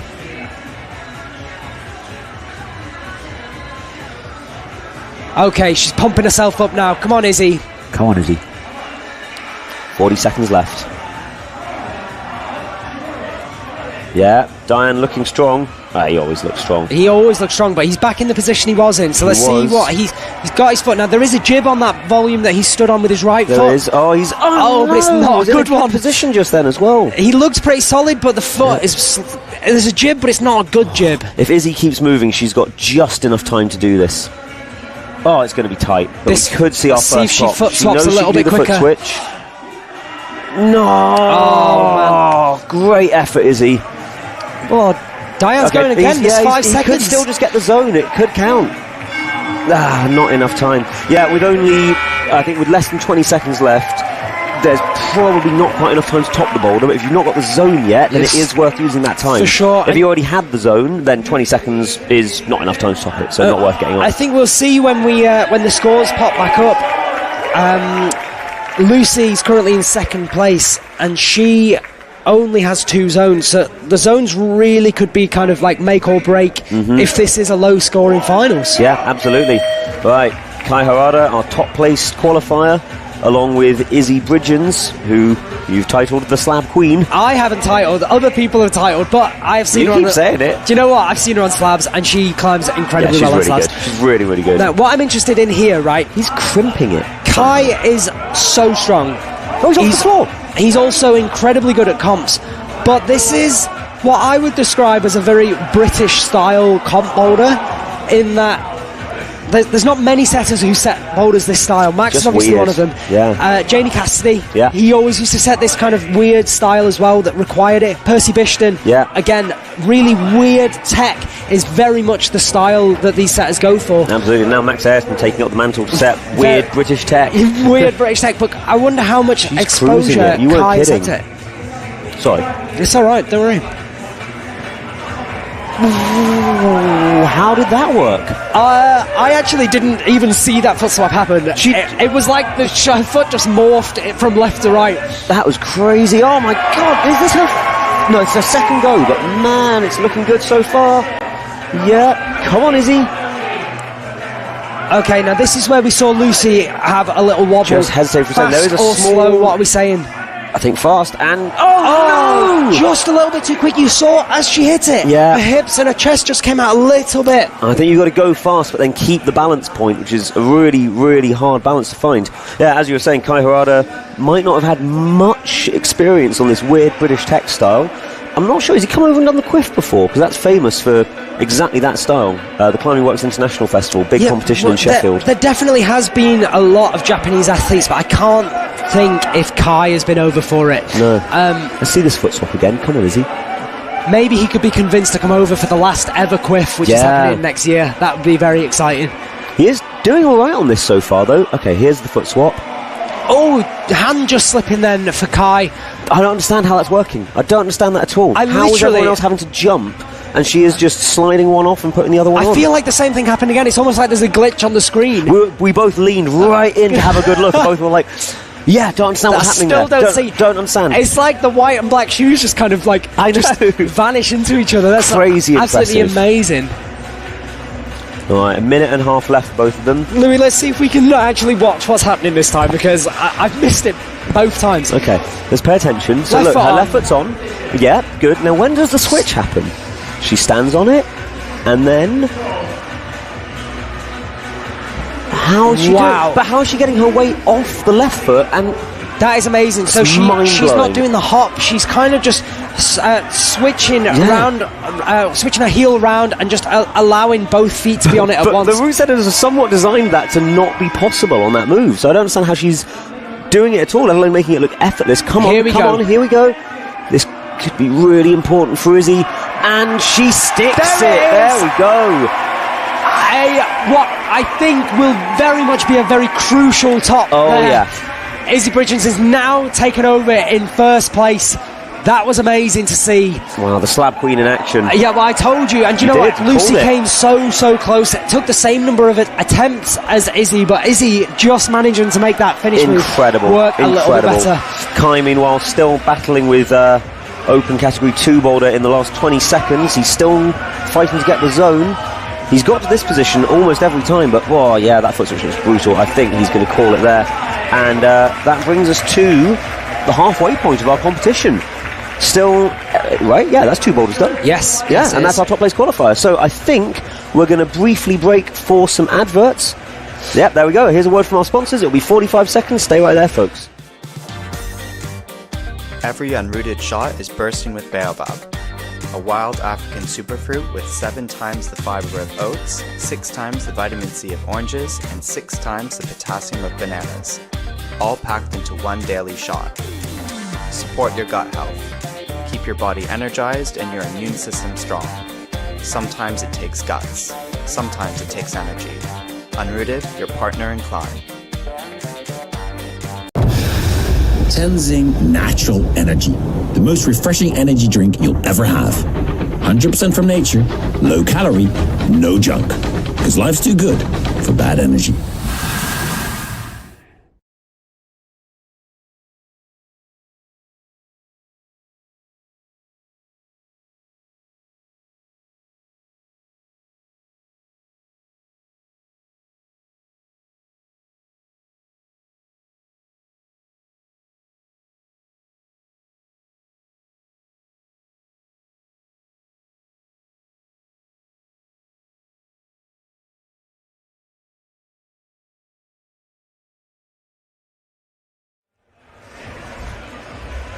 So we are now back for the second half of this final. Louis, it's been incredibly exciting so far. Crazy hard boulders, all of them top so far, but none of them looking easy. Still, anything could happen in this second half.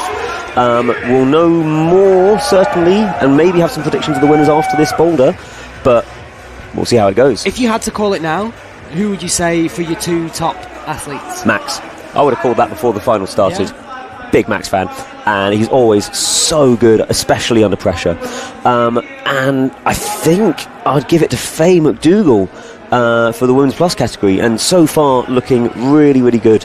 Although I suppose actually Izzy just doing that slab at the end has nudged her into second place, so it's going to be a close one. Yeah, for me, I think I would have chosen Izzy for the win in the Women Plus, and do you know what? It's really hard to call. Max, Diane, Jack, they're all, for me, they're all favourites to win. Yeah. Obviously, it all comes down to the bowls on the day, and Max is doing the best so far. So let's see how the rest of them get on. So here we go. Faye is back out, and so is Kaylin. Right, and let's have a look at these boulders. Oof, okay, so remember, if you want to have a good close-up look, I have posted videos of all of the boulders now on Instagram stories, so check out at George Lonsdale. You can have a look at all of them. Louis and I'll tag you in them so you can share them. Yeah, that'd be great. And then everyone will have a really good opportunity to have a look at these boulders. Now this is the one that you misread when we were looking at I right now I'd be jumping and sliding off that first yellow side pole probably for the entire 4 minutes, baffled by why it wasn't working. Yeah. I don't know if I would have spotted this press sequence, although now she's so I think the route setter did say that she did briefly grab that side pull, but then went back into the press with both hands to move her feet across. I think this was Katie. Right. Alright, meanwhile Callan on this first move, I think he's got to land the foot and the press and the thumb. Oh wow. And that left hand that he's landing, I think you can tell from how shiny it looks on screen, doesn't have any texture on it. No, it is kind of high profile. It probably sticks out from the wall maybe like 7 or 8 inches, but as I was saying when I was down there on the mats, that kind of doesn't matter because the groove that you're in is so shallow. Yeah. So when you're pressing, obviously you want to have as much angle in there as possible, and there just is not much angle to grab at all, and that's why the thumb is so crucial, because that's what's going to keep their chest in, and that's what will keep the weight through that foot. Oh, here we go. She's kept both hands on the press, and now she's got her foot out. Can she reach the zone? It feels like the zone. There we go. And let's see. Oh, that doesn't quite count as using it. Let's see. Just move a foot. Oh, no, I don't think that counts because she didn't use it to make positive progress. She kind of fell off after she grabbed it. I think if she'd have moved her foot, just bumped it, it would have counted. But for me, it's a close one. But I don't think I would have given it. Not quite. I don't think she would either. She knows. But what's interesting, so the first yellow mackerel that these athletes are going to come up against is actually a palm for later in the sequence. It's almost a bit of a red herring that it's there, and you kind of fell for it in that paddle sequence. Absolutely, we talked about. But and we saw Faye in a different way kind of use the red herring in her first attempt, where she palmed, then came to it, and obviously it's absolutely an awful sloper. Yeah, she fell off. But what's always so impressive about these athletes is how they can change their beta on the fly. They're constantly, when I was saying about the matrix before, I feel like that's what I visualise is going through their head. They are constantly thinking, what can I do? What can I do better? Yeah. How can I make it easier for me? Because that's not, the athletes, obviously, the route setters are trying to force these athletes to do the intended beta. The athletes are trying to do it in the easiest way for them, for their bodies. Which is sometimes the intended beta, sometimes they can find another way. Yeah, and the setters, the challenge is to make it so that their way is hard enough and the easiest way, right? Yeah. But as we said, there's so many different body shapes and sizes in this finals, it's very, very hard for everyone to be doing the same thing. Callan having a rough time on this first boulder. He's really close every time, but I feel like it's one of those frustrating moves where if you land all those points just right at just the right moment, you stick there and it feels great. But if you don't get everything right, he might have found another method. Oh my god! Oh god, how's that working? Wow, that was incredibly powerful. So he's locking off, basically one arm mantling that crimp on his left hand. The foot is incredibly far away. I would be very surprised if any of the other athletes, maybe Luca, because he's quite tall as well, could attempt that, because that foot's so far away. And oh my god, he just did it! Here we go. Okay, now that is really impressive. Faye might have just got the zone on that boulder. I'm not sure if that counted. It looked like she held it, did a little foot move, and then came off. We'll see. If Callan's going to do it again. Oh, he definitely can, but now he's not got enough time. Good effort, Callan. I wonder if he got the zone on that really good attempt where he kind of mantled it one arm. Is the thumb catch that zone? Yeah. Oh, well then, yeah, I think he did, because he moved his foot up, didn't he? Oh, yeah, they gave him the zone. 13, hey, okay. 14 attempts. We were wrong. Wow. Apparently Faye got the zone every time just then. Interesting. Maybe we were being too harsh. Maybe we were being too harsh. As long as they're consistent with it, that's fine. Yeah, right. But a lot of work to go after they get that zone on this women's plus third boulder. Right. Well, actually, on both, the zone's quite low on both. You're right, yeah, you're right. All right. Now, Jeannie is a very, very flexible climber. Yeah. I think if she reads it right and palms in, getting her hips under there, I don't think that'll be too much of an issue. I think she'll be able to, even though she's much taller than Faye, I think she'll be able to make it work. I think that might actually be helpful for her, because I think she won't have to press as hard. She'll be able to keep a little bit more friction on her feet. Let's see if I'm right about that, though. Her right foot's got to move way up. Kind of looks like she's good. Luca, meanwhile, looking like he's finding the static beta on his first go, and that is the zone. Now he's moved his left hand. Definitely, yeah. Very nice there. Oh my gosh. His hand's just sliding across it, and he's making it work. Come on, Luca. Gross, he's going for the match. There we go, that's what you want. Oh. Wow. I don't know if you want to match that, is that? So the angle change now almost kind of puts you on a bit of a slab. Yeah, it does. So as long as he can kind of keep... Oh my god. Super close then. As long as you can keep balanced, that could be a good way to do it. But it's not super clear on the stream, but that foot that he was trying to bounce his right foot up onto is upside down. Yeah. Very, very slippery. It's bad the right way up, when it's not upside down, exactly what I was going to say.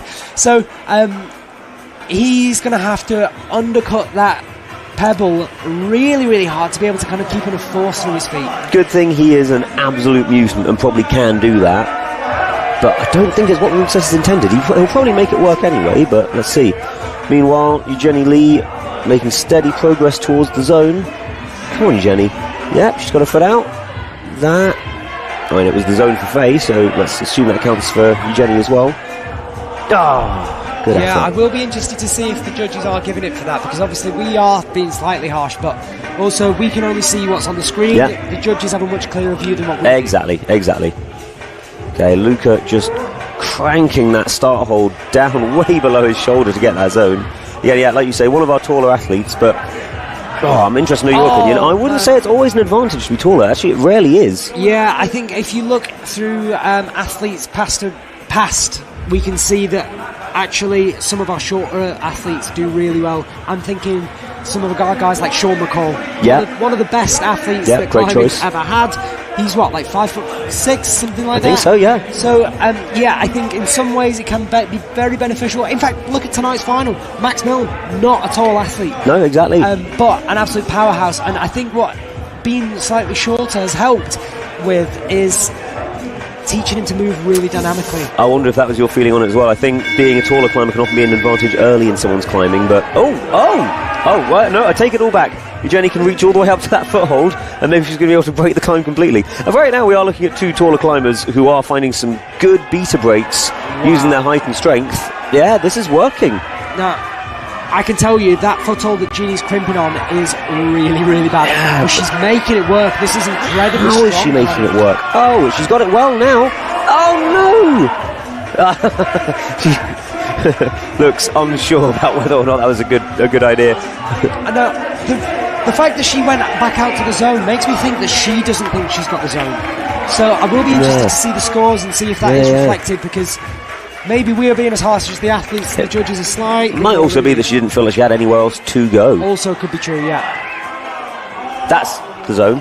I would have given that. She moved off it. Yeah, I mean, that looks so solid. In our own separate scoring that we're doing. Yeah, which I would say is the most official. Nice little shot of our MCs who are doing an amazing job keeping the energy super high. Huge crowd this evening as well. Really, really big. It's absolutely packed, and you can see there is no space between the mats and the wall behind. Hundreds of people have stuck around after qualies to cheer on these finalists, and it's really sounds like a proper good vibe down there. It really does. All right. Yeah. Experienced competitor giving it a brush before she starts. Willow getting ready. Jack doing the same in the background there.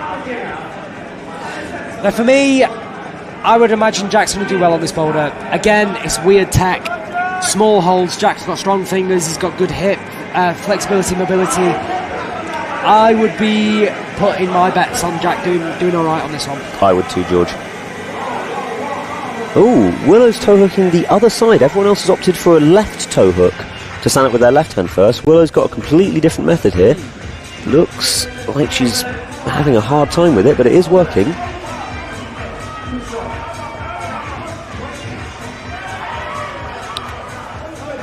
Jack, meanwhile, found the same method that Luca and Callan were using. He's cranked all the way out from the start and, having a hard time going in for that press. Jack's not our tallest athlete, but no, he is he's still not on short. the taller side. Yeah. Willow, also not one of our taller athletes, but somehow has got all the way up to matching that foothold. Oh my gosh, that was... Did she just cut loose on it? She did, her foot blew, she's on 2 fingers on her left hand, and I think maybe 2 or 3 fingers on her right, and when her foot blew, she still ended up managing to hold on. Absolutely inhuman. Yeah, unfortunately, doesn't score any points, but oh my gosh. We can give her style points. That was cool, Willow, we liked it. Style points, of course, are the most desirable thing that an athlete could want in a competition, but actually don't count for anything. Doesn't get you any prize money, unfortunately. No prize money. Nope, sorry guys.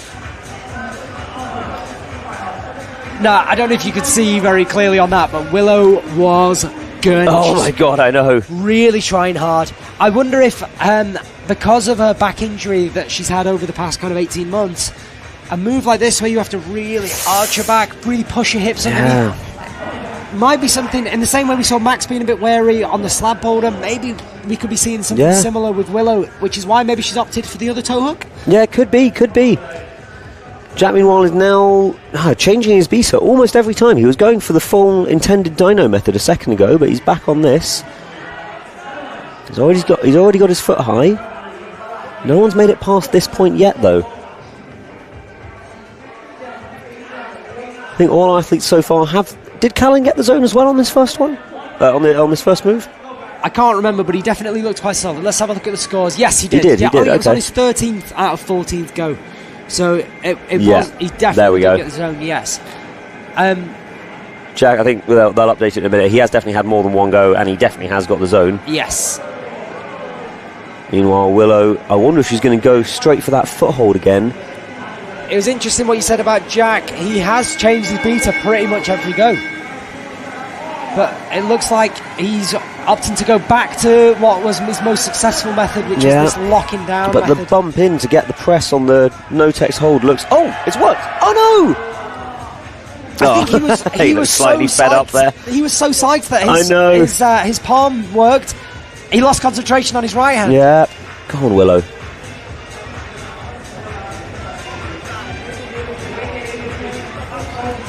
Yeah, looking really good. Okay, she's back up to that foothold. Jack looking oh no, that time his foot went. God, delicate boulder. He's shrugging his shoulders, and do you know what? I think everyone's feeling the same thing, Jack. How is this boulder going to go down? But there's not that many athletes still to go. And Jack maybe is the best one on this kind of tech, so I think it he will be is. interesting to see how the others get on. Is she just going to... Oh my god, she's just going to campus for it? Statically? Oh, she's out of time. Oh, she totally would have done it if she had time. I'm so psyched that she actually did try that method, because that was amazing to see. Oh, she is holding her back. I wonder if that slightly hurt her, but Maybe no, give her a okay. bit of jip. Maybe just a bit tender. She's back off to isolation. She'll have a little rest before the next one. Okay, next up we have Lucy Garlick and Max Milne back on the mats. Right, let's go.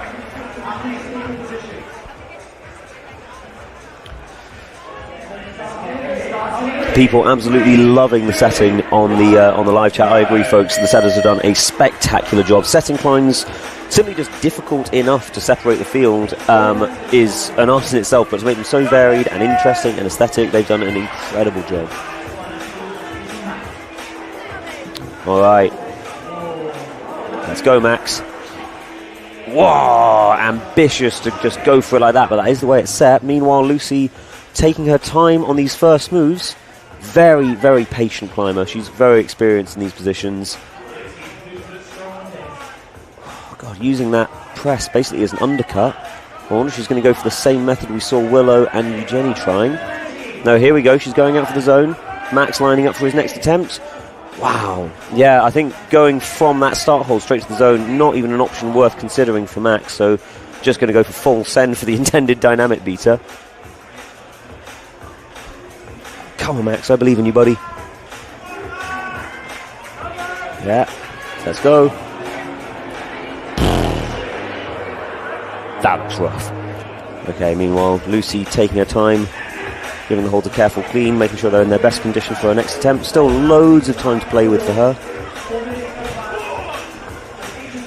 Come on, Lucy. Right, Max going for another burn. He's not really got any other options of how he could do this, so I think he's just got to nail it. That looks like a long way. Max hands on hips, not quite sure how to do this, but he'll... Ooh, okay, a slight variation. Maybe this is going to work. Can he get his left hand up now? Oh, he's going to match that. Oh, come on, Max. Oh, that was working. Oh, yeah, it looked a bit painful, but I think he's going to make that work. Max, known for his dynamic style, known for his campusing, is also outrageously good on slabs. He's also having a great time up there. Now, I assume he's going to go for the same method again, just over halfway through their time now. Alright, here we go, Max. He's crimping the hell out of those footholds. Yeah, he's got it as a full press. I think it's going to work for him. There he is on the zone. Now, Luca tried to match the zone from this position, but I think this... Oh, no, okay, Max has switched hands as well, and now he's just going to rip it off the wall to bring that right foot up. Come on, Max. There we go. High point for this boulder now. Max is really making the angles kind of work for him Max, there. Great effort. Just over a minute left. He might still do it. Lucy, meanwhile, similar to the other athletes, she's got close to making it past that zone, but no luck yet. All right, last chance for these two athletes to get these boulders done.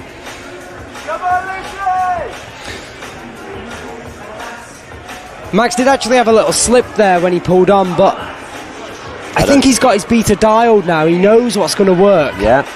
He needs to flip it to the press. Yeah, Max.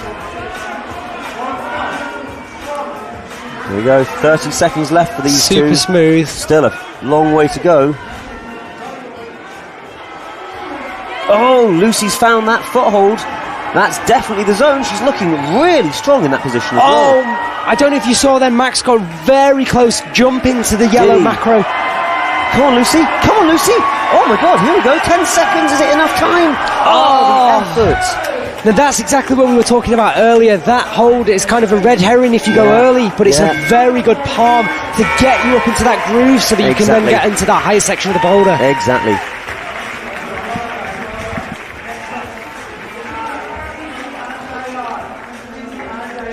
So next up we have Izzy Edgington and Diane Akhtar back on the mats.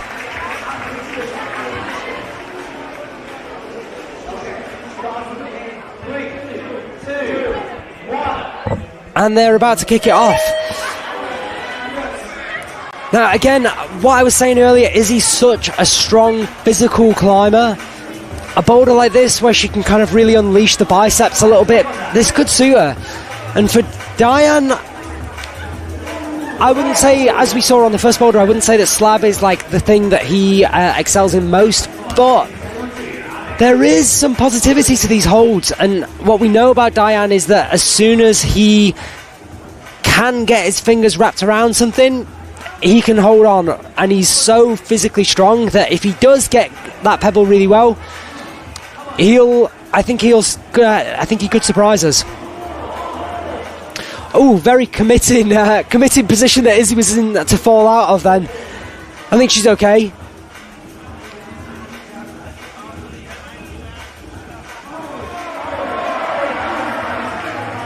So we're having a look at the scores now. Max, 2 tops and a zone in first place. Three other top people with tops. Diane, if he wants to have a place on the podium, is going to have to do well on this boulder. Hopefully a zone. Obviously he's gone in for that top. If he can make it work, then it's all to play for on the final boulder. Izzy did find the crimp that some of our other athletes have been pulling onto, the one that Willow was campusing on. Couldn't stick it in quite the same manner that they were on. Diane now spying on the next hold. Very cool way to get that foot up. And he's actually looking pretty solid. Oh man, I spoke too soon. He was actually looking really solid, but when he tried to do his Houdini hand swap, his fingers just blew off that pebble. Very, very close. Very good effort there from Diane, but still plenty of time on the clock.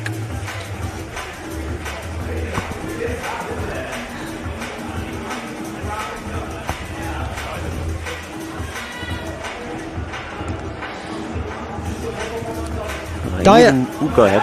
I was just going to say he's wasting absolutely no time, even though he's just been eyeing up the top of this boulder. Normally what we would expect to see is the athletes to kind of stop, breathe before getting back on, but Diane's wasting no time at all. He's just straight back on the block. Well, it's not a particularly physical boulder. I mean, they all are somewhat, but this one more dependent on just finding the right positions and learning how to do it. So might mean he's focusing more on, look, don't need a rest, just need to get back on there and find out how it works. Yeah, that's so true. And I think what we can see is a lot of the moves on these boulders are, as you say, a very learned position.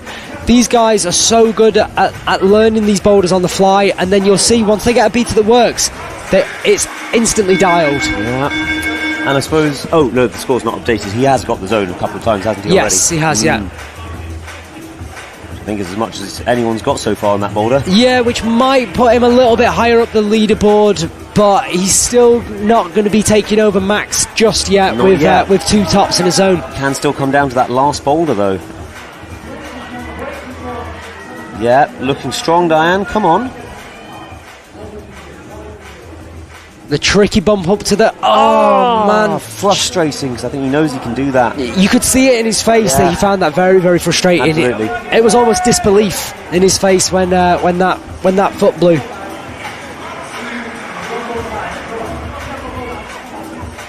Oh, almost. First athlete to do the intended beta on that move there. Go on, Diane. Oh, there it is. He made that look so Is he smooth. the first one to stick that move that way? I think so. Oh no, and now, yeah, try it anyway, Diane, but he's out of time. He was so casual I know, getting to that macro I know. then. If only you could have done that 30 seconds earlier. All right, last two athletes on this third boulder. We're going to see Kai and Izzy Bridgington next. Izzy Bridgens. You just combine. You said Izzy. Combine their You names? combined the both. Sorry, Izzy. Don't make this any harder than it needs to be, Louis. Izzy Bridgington, there we go. I thought it sounded different when I said it. Thank you for correcting me. Right. Let's see what Kai makes of this. Oh, he's smiling. I think he might be feeling pretty good. Seems psyched. I think this boulder's going to suit Izzy quite well as well. It does have a huge element of power to it, but I think mostly it's a very, very... yeah, here we go. Look, she's already up into that press, looking very comfortable on her feet here.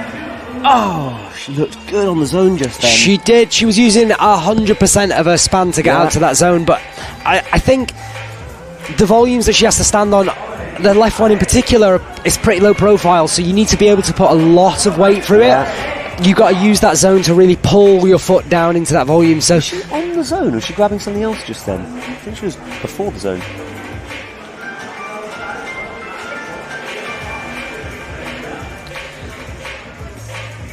yeah, there isn't. I'm just reviewing the video that I took earlier, She might have been crimping a screw hole on the volume. just to kind of help her shift the weight leftwards a little bit. Let's go, Izzy. Come on. Yeah, I think she's just in a screw hole, and then she's going to bump out to... There you go, now she's on the zone. Again, a harsh judge wouldn't give it, but... No, but we'll see. I think she just wants her right foot a little bit further up. She'd get less balance as she does this first section, but she wouldn't feel as overextended and be losing friction as she reaches... Oh, she's found the method we've seen a lot of the other athletes go for, reaching up for that foothold. Didn't like it though. We have seen athletes trying it, but I wonder if it's providing a little bit of a false sense of security. Like, they're seeing a hold that they can hold, but actually it's not allowing them to progress much further than the intended method. No, exactly. And we saw Lucy get all the way past it and then almost maybe find out that it leads to a dead end. I mean, she got it back into that press, I suppose, so maybe not. But, yeah, Izzy not bothering going for the press at all. She's just crimping those screw holes so hard. Kai, meanwhile, not having loads of luck on this first move yet. I think he might have got near the zone a couple of times, but I'm not sure if he stuck it.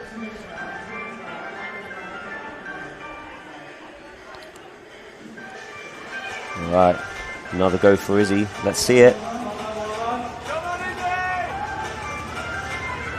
Yeah. You can see... There we go, she's moved that right foot way higher. Let's see if that does it for her. She now needs to get back into the press. You can see how hard she's boning those crimps. Oh, here we go, here we go. Much better there from Izzy. Come on. Yeah, back to the press. She's got plenty of time. Oh, this could be big for Izzy. Oh, no. She needs to roll her hips into it a bit first. Oh, damn. You could see her shoulder just drop as she got up into the press. Yeah, exactly. And I think her swinging her arm around then is just saying that was a really intense position for her shoulder to be in. Oh, it looked it, George. She knows how to do it now. She's got just enough time to execute. Let's see if it happens.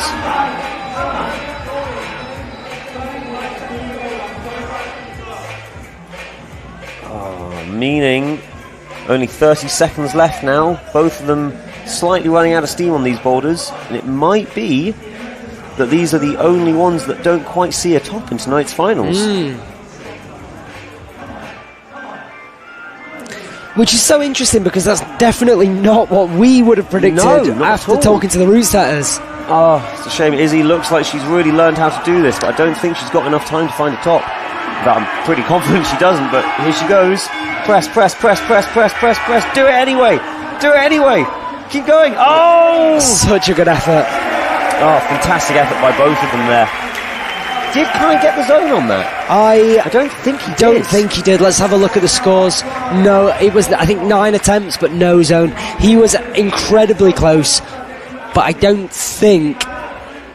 Well, I'm pretty sure that will make sure that he isn't going to be on this evening's podium. I don't think so. I was about to say, we are now at the point, because we're on to our final boulder, where we can start making predictions for the winners, which I'm always really uncertain of doing. But yeah, I think we can both safely predict that Kai isn't going to win at this point. Even flashing this last boulder isn't going to do it for him. Obviously, we are buzzing that he's here, and it's so cool to see an athlete of the calibre of Kai Harada at a comp like this.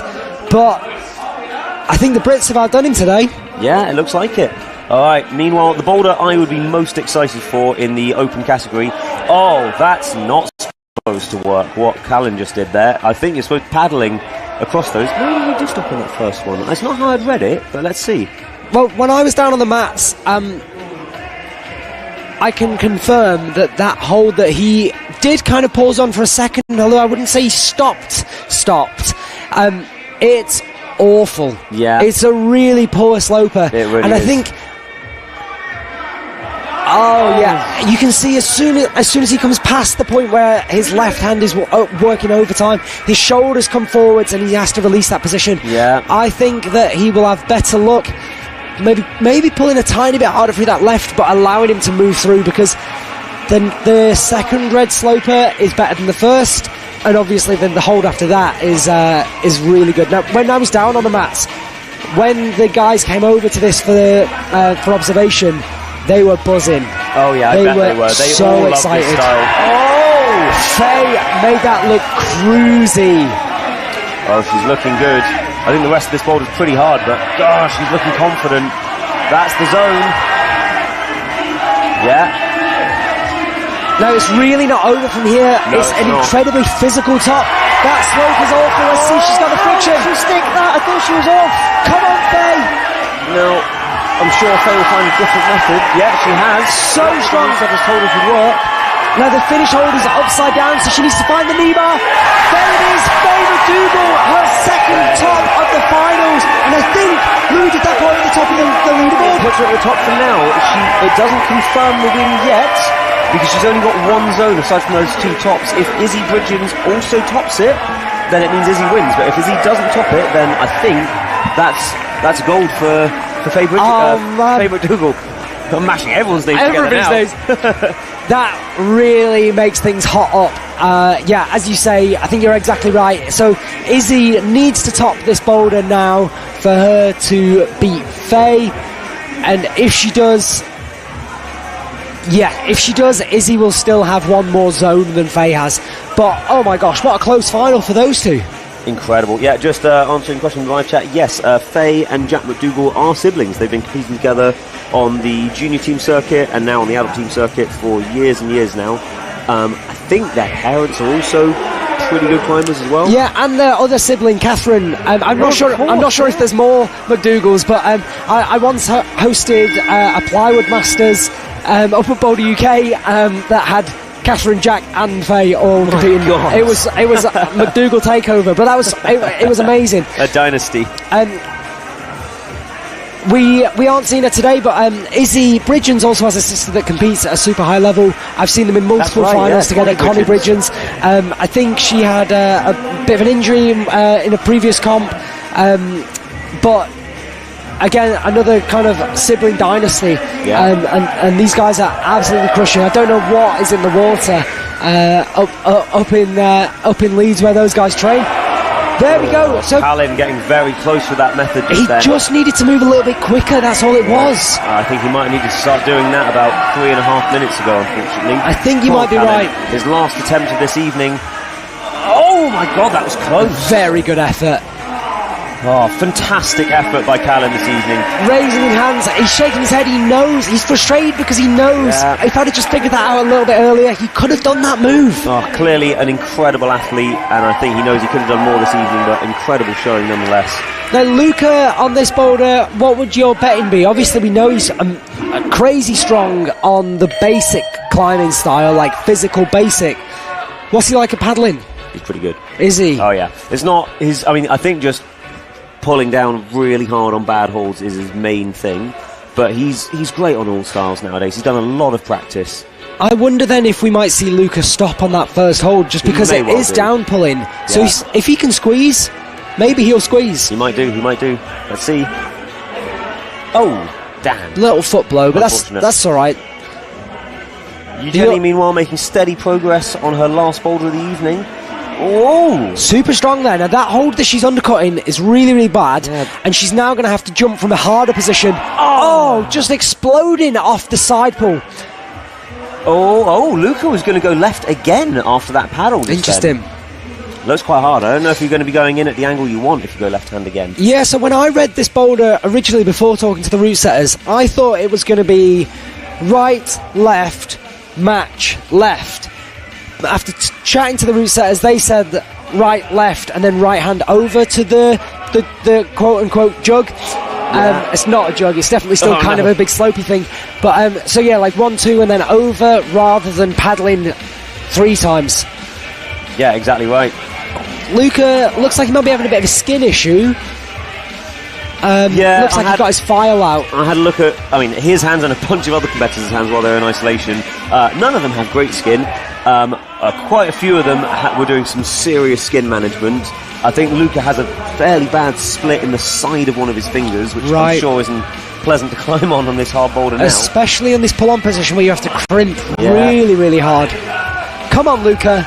Let's see what you can do.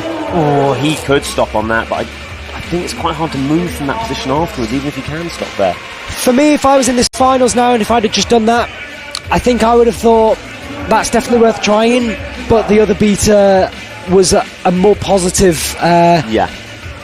the more feedback, like you were definitely getting further through that boulder by paddling rather than trying to stop. So exactly. I think if he's sensible, he'll go back to the jumping method rather than trying to stop. Absolutely. All right. Jenny looking good. Oh! Much more stable. Much more stable. I think she hit the right part of that hold that time. Just needs to, I think, give it a bit of a Yanya flick to stick that position rather than trying to hold tight in the shoulders. I think you might be right. Yeah, I think what is so apparent in a lot of these climbs is how the athletes use momentum in their stead, and sometimes you need to kind of allow your body to swing so that you can stay in balance, because if you just try and muscle it out, it's not always the best thing, and sometimes killing the momentum will make your foot slip. Alright, here we go. Minute left. Come on, Jenny. Come on, Jeannie, let's go. Oh! Speaking of foot slips, there you go. Yeah, another one. Come on, Luca. 1, 2, 3. No, man. Still looking at that left hand again. Yeah. It could definitely work. Yeah, it really could. He's still got time to do it. Just to clarify some questions in the live chat. At the moment, Faye McDougall in the lead with 2 tops and 1 zone. The only person who could beat her is Izzy Bridgens. If she tops the last boulder in any number of attempts, she'll have the same number of tops of boulders as Faye McDougall does, but she will also have all the zones, so she'll win by number of tops and number of zones. Someone else has asked, why do some athletes have 4 numbers and some 3? That's because the athletes have 4 numbers are on their 4th boulder. Everybody else hasn't been out yet.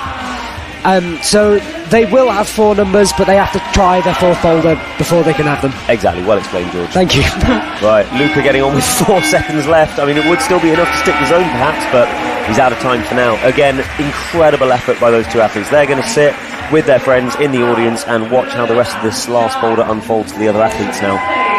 Someone saying that W4 is their favourite boulder of the finals. Yeah, it's a very, very exciting boulder with lots of elements going on. Oh yeah, absolute banger moves. Yeah. Okay, Jack giving it a brush.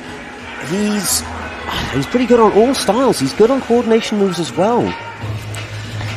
Jack, Diane and Max were all the ones that were super psyched about this boulder. Yeah. So I think they've all read it together. I think that I don't know what he's saying, but he's getting himself pumped. Here we go. Go on, Jack.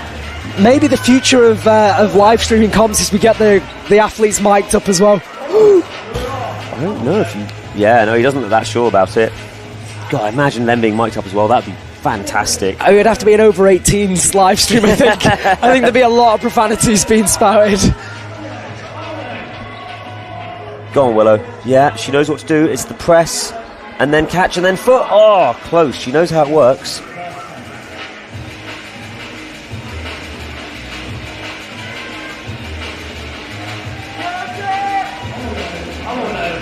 Yeah, really good, Willow. Come on.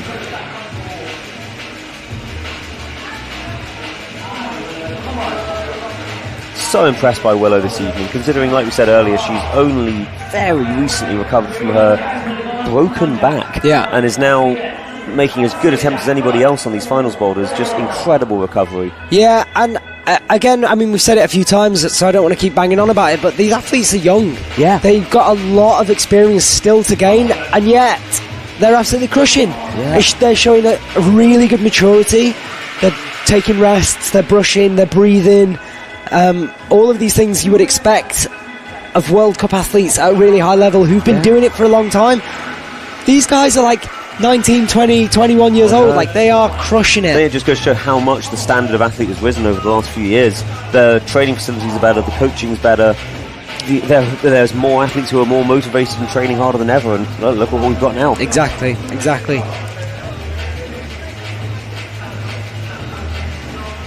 Yeah, someone correctly identifying if the competitors were mic'd would just hear scraping sounds about 70% of the time. I think it'd be scraping for 70%, swearing for 30. Exactly. Someone else asking, I wonder if the commentators know what grade these problems are rated at. The route setters, Willow sticks it! There we go. The route setters told us that they are all V6. Yeah. So I hope that helps. It definitely shouldn't, because that is definitely a lie. But I think what's interesting, so we can compare these to the qualifier boulders. So qualifiers, there's 100 boulders, and they started at the intro and went up to what they reckon was V14. Yeah. V14 got done by Max Milne in a very small number of attempts. I can't remember exactly how many it was. It was like 1 or 2. By contrast, well, Max has done 2 of the boulders, but flashed one took him 3, one took him 7 to get the zone. So that's really going to kind of give you an idea of exactly how hard these boulders are. The difficulty is so complex, though. I reckon Max could, and I think maybe has flashed V13, V14. He's flashed V14 before, but that's when you know the beta and the holds are decent when you grab them. The positions are relatively secure if you're strong enough. These boulders might not be as physically difficult as V14, but to complete them within 4 minutes is just a very different kind of difficulty. Definitely, there's a heck of a lot of complexity for these boulders, and also the pressure of being in the finals really comes into it. And the conditions, that's something that I don't think gets talked about very often, is when you have a spotlight on you, it gets hot. Yeah. Really hot. Oh, she's got time. Oh my God. Willow. 5. Come on, Willow. Come on, Willow. You gotta be faster. No. Oh my gosh. That was so Do close. it anyway. There's the top. Yeah, absolutely amazing.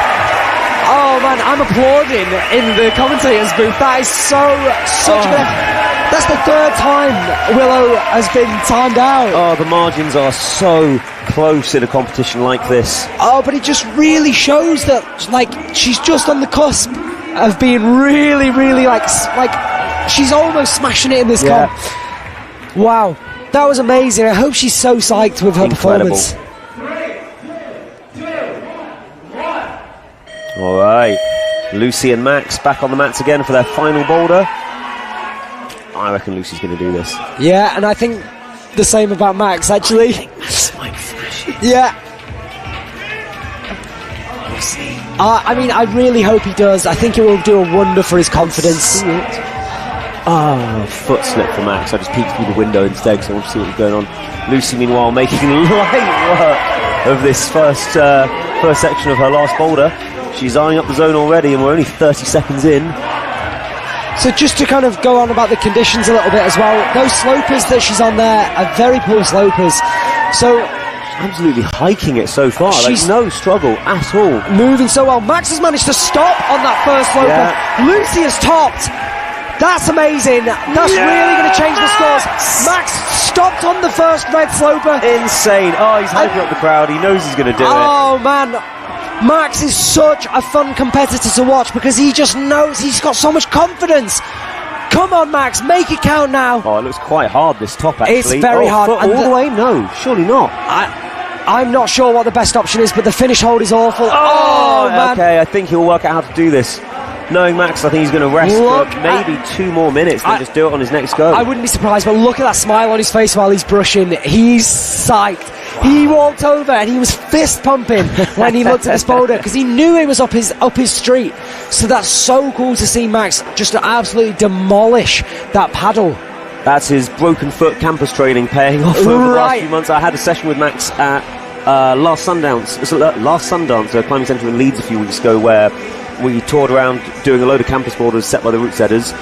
Could not believe some of the stuff I saw Max do, and putting on a show for us this evening, making that first move that we saw a bunch of other strong people try, it made it look just easy. Yeah. And then followed that up by smashing the next move, which I've not seen anyone else do either.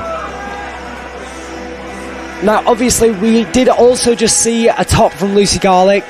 The scores haven't updated yet, but they will do very, very shortly. And that, where does that put her? I think that puts her firmly into 3rd place. Oh, wait a minute. That puts her into 2nd place. That does, you're right. But potentially into 3rd, depending on how Izzy gets on this boulder. So, exactly right. Wow. I mean, that's a game changer. She's absolutely crushed it. Yeah. Just so consistently, like you can see on every time on her 4th attempt, she gets the zone and then flashes that last boulder like it was nothing. Unbelievable. And I know her coach is in the crowd watching B. Yeah. B will be so psyched right now watching her on that. Now Max is doing exactly what you said. He's going to let the clock run down. He's breathing. You can see he's kind of heavy breathing. He's just making sure that he's recovered. Keeping his hands nice and cool. He's used some liquid chalk. Liquid chalk, obviously. He's patient. He's confident. Exactly. Just absolute killer. Here we go. Max loves the crowd. Come on, Max. I've emceed so many comps with Max in finals, and he feeds off the energy that the crowd will give him. Come on, Max. Let's put on a show. Here we go, Max. Come on. Look how casual that is. Come on, Max Milne. 1, 2. Come on, Max. He's making this look V2. Come on, Max. I know. Here it is. Make it count now, Max. This is it. Oh, so close. Oh my gosh. Is he going to have one more go? He is. Come on, Max. Let's go. Oh man, I'm getting so hyped. It's going to have to be quick. I reckon if he doesn't do it now, he's going to... okay, still one more. If he doesn't do it now, I reckon he's going to put his shoes on and do it again right after the finals are over. Great effort by Max, and I think he probably knows what you can see on the scoreboard there. No one can catch him now. That's a top place for Max. And the only people left to come out couldn't catch him. He's got all the zones. He's got 2 tops. Diane is the only one who can get close, but even if he flashes this last boulder, that's still not as many tops and zones as Max, so that's a win for Max there. What a performance for Max to come back. He hasn't competed since he broke his foot. He missed World Champs, but you know what? He has been training so consistently since he did that. Unsurprisingly, on the campus boulder, whilst he's been doing all his campus training, it's all paid off. He's just crushed it. Wow, that's so amazing to see. I know he's going to be psyched out of his mind. Oh, he will be. He will be. All right, Diane, let's see what you got. He likes this style as well. Similarly strong to Max, if that's possible. Yeah, there we go. Absolutely eats that first move. Come on, Diane. Yeah, looked fine for Diane just then. Now, because Diane's done that so easily, I think he might have the edge on this physical top. On a little bit of mistake there, trying to flip the left hand. There's nothing there to flip to. If he gets back up there, I would be pretty confident that Diane's got the beans for that top. I think he could do that top. Meanwhile, Izzy eyeing up this coordination move early on into her last boulder. Yeah, not quite the sequence the route setters imagined, but it could work. And Diane's doing exactly what Max did. He's letting the clock run down. He knows this boulder is possible for him, so drink a bit of water, cool your hands back down, chill. Yeah, exactly. Wow, Izzy. Much better still not quite the right body position for it to be holding that. She's launching for that coordination move from a little bit earlier in the boulder than the other athletes were. A lot of the others reached out and got the undercut before matching with the press and jumping out. She's just launching from the earlier undercut, which still looks like she's going to do it, but in the chat asking who's got sweaty hands, and now specifically asking if the commentators also have sweaty hands. Yeah, oh my god. I wouldn't try any boulders right now. Yeah, Louis and I definitely have sweaty hands, but it's kind of hard to tell whether that's because we have no skin because we tried the boulders, or just because this is really exciting. I'm going to put it down to the excitement. I think so too. Diane getting pumped up, let's go. He is locked in right now. Such good focus. Over to the good jump. Come on, Diane. Oh, Izzy sticks it as well. I think she could find a top on the rest of this boulder now. Let's see what he can do. Oh, it looks miserable. I haven't been up close looking at that edge that's inside the Avo, but it is tiny. So they're hitting it really fast. She's got plenty of time. All she needs to do is keep her head now. Just get a knee bar and we're in. Let's go, Izzy. Incredible. Actually, when she did it, super casual. Yeah, she just fine for her. Just needed to find the right body position for the dyno. She kept her head through the steady slopers at the top and resulted in a top. Not quite enough for a podium finish, I think, but incredible performance nonetheless from Izzy Edgington. Definitely. I hope she's psyched with that. I think she will be. All right, Diane, still 45 seconds left to see if he can finish off this last boulder. If he can't do it, maybe Kai Harada can. We'll find out. Come on, Diane. So good. Come on. So casual again. Wow, every time. Ooh. Come on, good recovery. Focus up, Diane.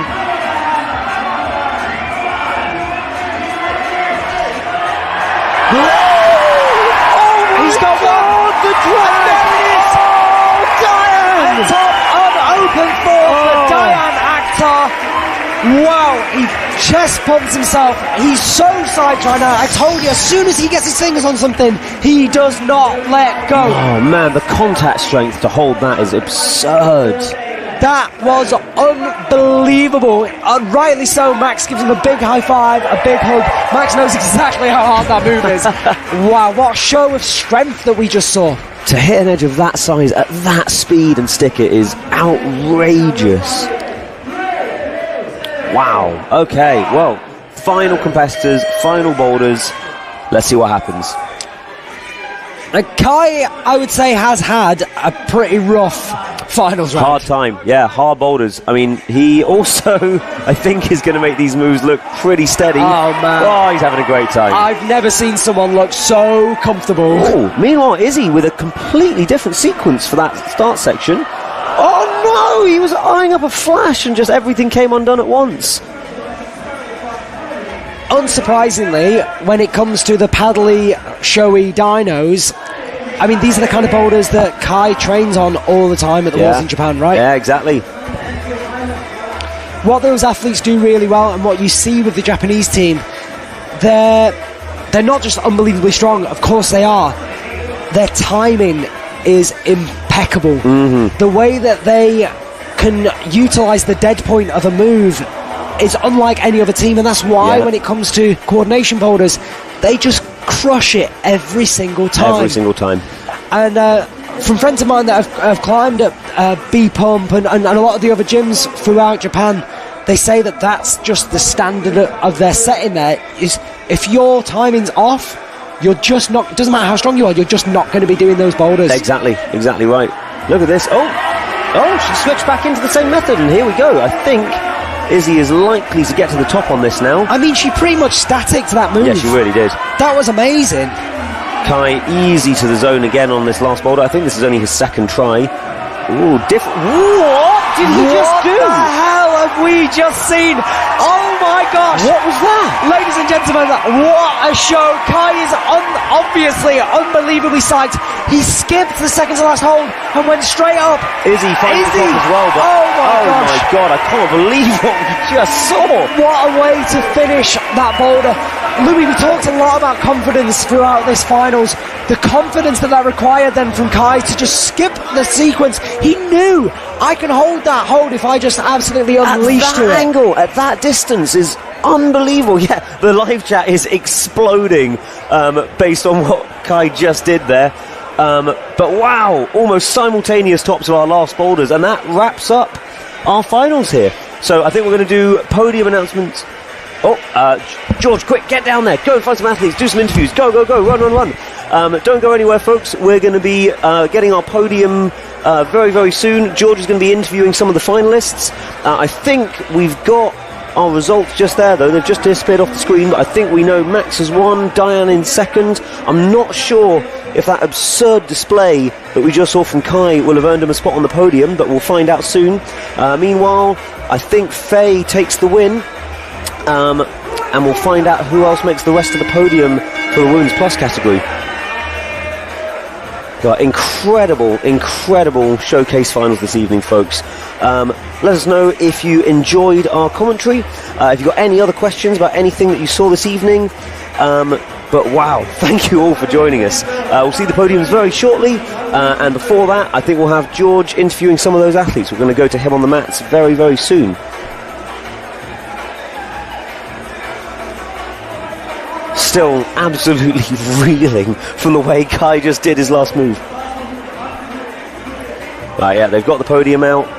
I think they're going to do some announcements of the Big Comp. I've slightly forgotten what the name of it is, but the podium winners for our finals aren't the only winners tonight. They also give prizes for the 50th, 75th and 100th place competitors. But wow. Just incredible evening.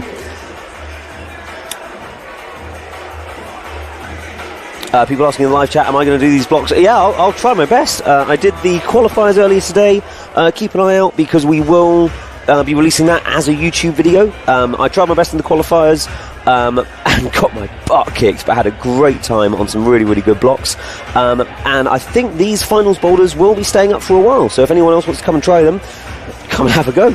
I will chat to Sam if he wants to do a video of me trying these finals boulders. They look hard, folks. I don't know if there's going to be much success in that video, but we can have a comparison so you can see just how hard they are with me falling off the start moves of everything. People asking, will they be able to climb the podium? I've got high hopes. We've seen some pretty strong climbing. Maybe they'll be tired by now. But let's see. Has George managed to get down there? Is he finding any athletes? We'll find out very, very soon.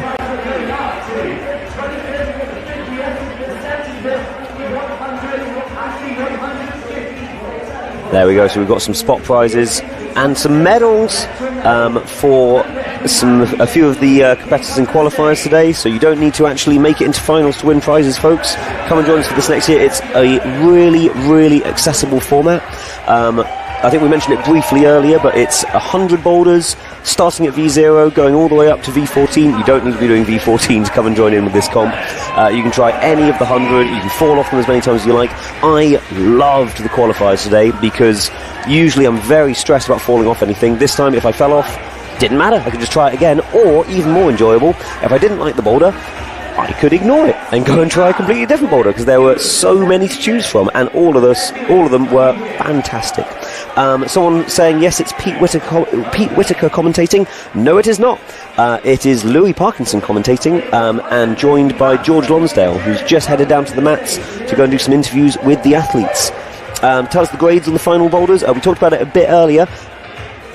I'll tell you more about the grades later. We're going to cut to George down on the mats for an interview with some of the finalists. Let's go to George.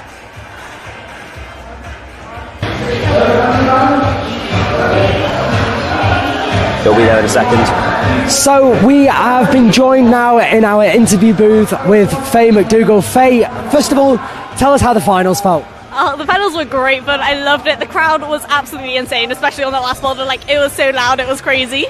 So yeah, but finals were so fun. It felt like I could actually climb, which was really nice after qualies, which I got so stressed I had a mental breakdown in that thing. But it was great fun. I loved it. I loved being out there. I loved the lights. The climbs were cool. It was great. And qualies was a very different format to qualification rounds that you might have come across before. What were your tactics like for that? Absolutely terrible. I very used to being able going oh, one block, do all your goes, and then like it's fine, you don't have that many goes to go, so you like move on and do it.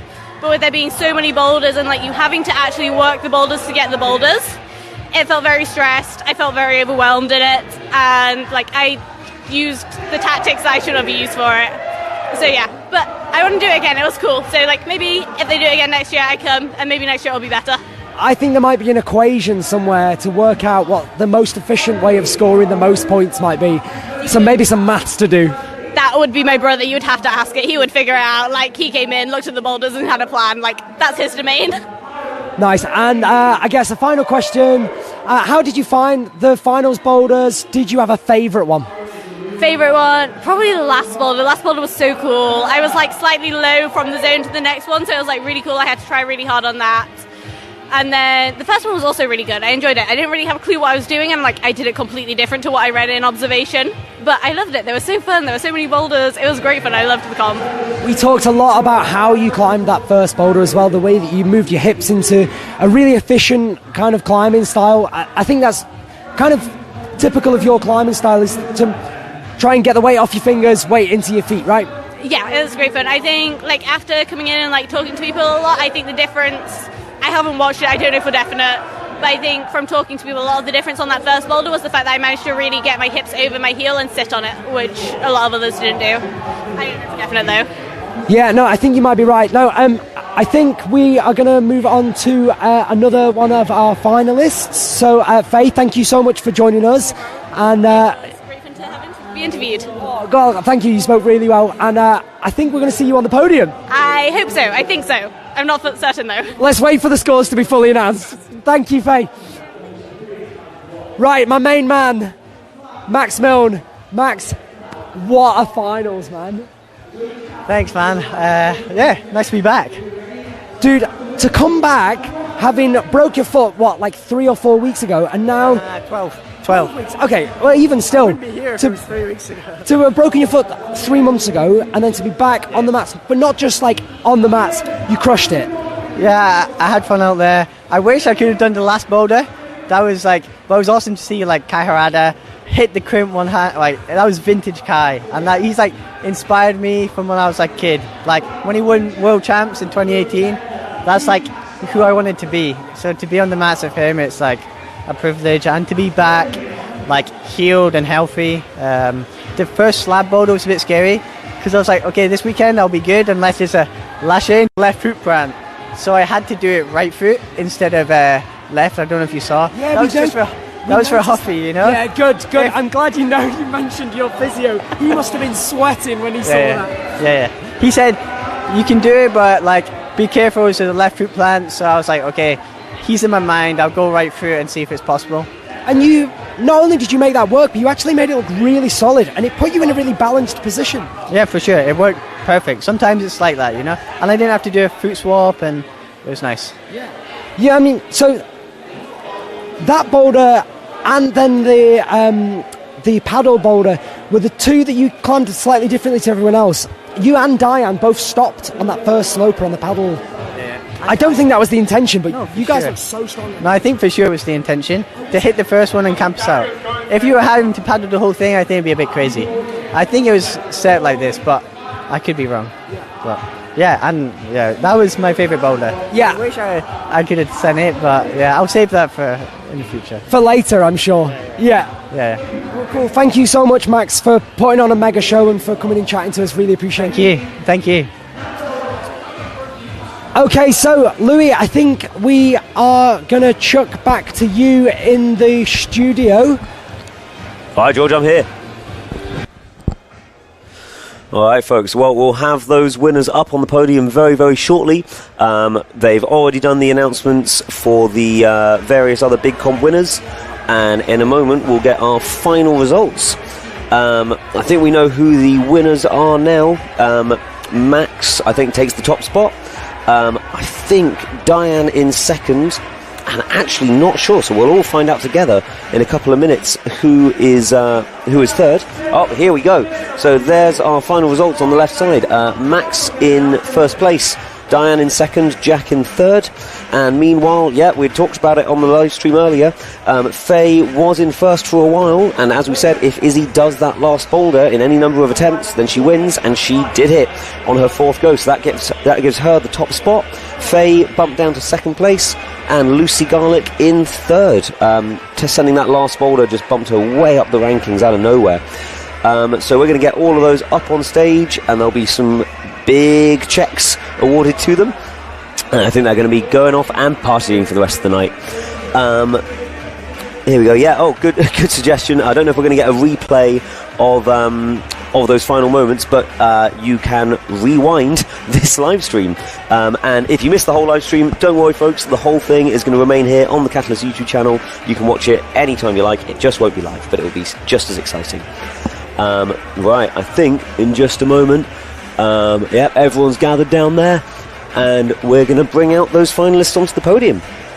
Right, what else is going on in the live chat? I think someone was asking, where is it? Yes, at Hexa_editor, happy birthday! I hope you're having a lovely day. I hope you enjoyed the live stream. I hope it was worth spending the time on for your birthday, and I hope you had a lovely day other than that. Everyone else still thinking maybe I'm Pete Whitaker, and they're saying, good job, Pete. Thank you very much, everybody. And yeah, there we go. Yeah, someone confirming if you didn't see some of the amazing moments this evening, you are going to be able to rewatch this entire live stream anytime you like. It'll be up here on the Catalyst YouTube channel. Keep an eye out in future. There's going to be a YouTube video of me trying the qualifier boulders, and once I've given my skin a couple of days to heal, maybe there will also be a video of me trying the finals boulders. I'm not hugely hopeful I'm going to do many of them because they look really, really hard. There we go, and asking, will Louis can be there be a replay of Max's 02? That's the only one missing in the stream. I'll see what I can do. If not, keep an eye on social media. I'm sure someone in the audience will have filmed it and will be posting it. Max will probably track down that footage and post it on his own page, because I'm sure he's pretty happy about that top as well. Everyone repeatedly saying, thank you, Pete. I'm not Pete, it's Louis. Although he also does have a lovely voice and is very, very good on the commentating. Oh, I'm glad you all like the commentating, folks. Me and George were both very nervous because we've never done it before, but I think we did an okay job. We babbled away and talked about loads of interesting things as best we could. And another request for a shout out, Louis. Can you shout out my friend Gads? No, sorry, can't do that. No, of course I can. Hey Gads, hope you're having a great day. And I hope you enjoyed the live stream. If you were watching it, I hope you were. Oh, here we go, podium time. We've got our two MCs, Jazir and Ten. Also their first time MCing. They did a spectacular job keeping the audience hyped. Hamish asking, I'm coming to Blockfest. Yes, I'll be at Blockfest on the 13th. I'll see you there. Right, here we go. Back to our finalists. Right, so in 6th place, we have Willow Petrobelli. Incredible performance from her recovery. In 5th place, Eugenie... Oh! That's not Eugenie Lee, that's Izzy Edgington, but fine. Izzy Edgington in 5th place. How's that happened? It doesn't matter. Yeah. Okay, well, that's fine. Lucy Garlick in 3rd place. Okay, I think Eugenie Lee might be elsewhere, but she'll probably join us on the podium fairly shortly. And... now I'm not quite sure what's being announced. Yeah, okay, no, Eugenie Lee also saying, nope, this isn't correct. I'm not supposed to be on the podium. I'm supposed to be somewhere down there. There we go. They're working it out. So hopefully they're going to bump Lucy onto the 3rd spot of the podium. They'll work it out.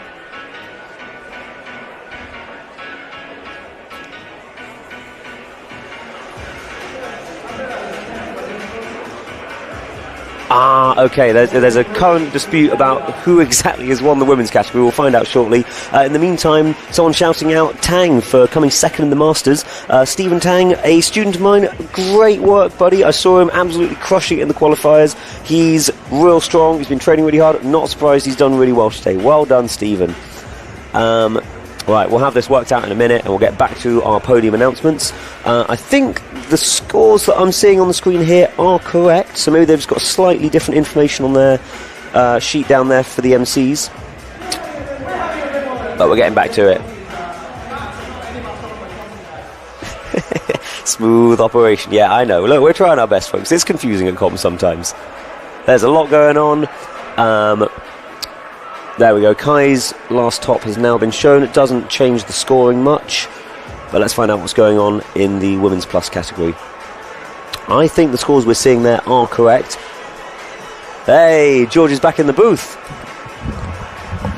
Hey, I've come with information about what's going on. Okay, what's happening? So I think there's been a slight issue with how some of the judges recorded the scores. The zones on that yellow border? Yeah, exactly. Okay. So what we can see here on the screen isn't what the judges have recorded, which is why they're just discussing it. And then they're going to double check. Everything will get recounted.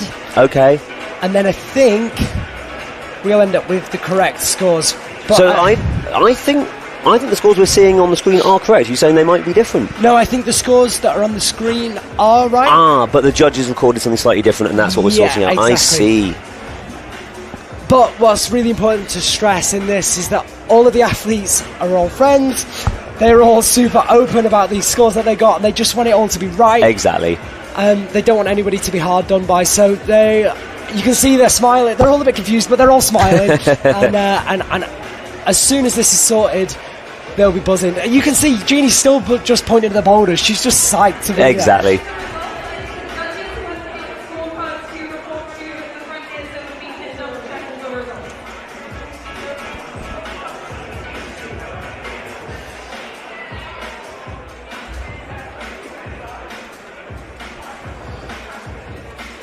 It looks like maybe they're getting somewhere.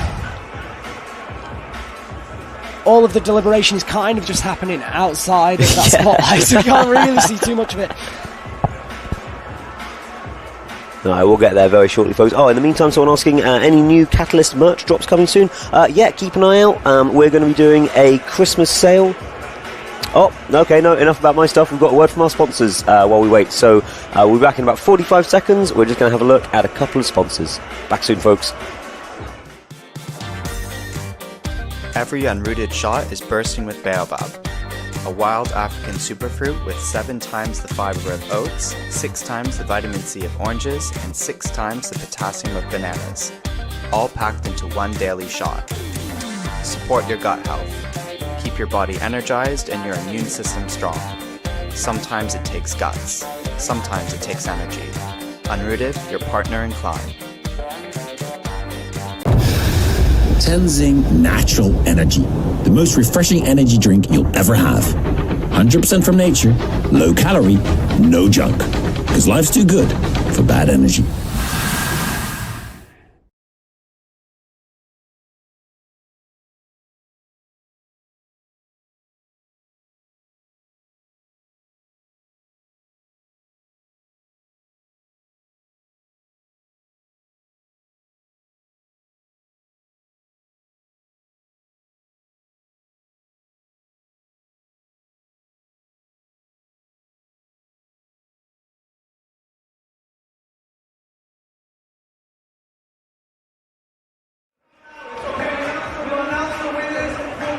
Okay, so we're back, and I think, yeah, here we go. Okay, so it's all been figured out, and in 6th place we have Willow Petrobelli. There we go. 5th place we have Eugenie Lee. These are the results we were seeing on screen. Who's up next? Izzy Edgington up next. Which means Lucy Garlick, I think, is going to be taking our first spot on the podium. There she is.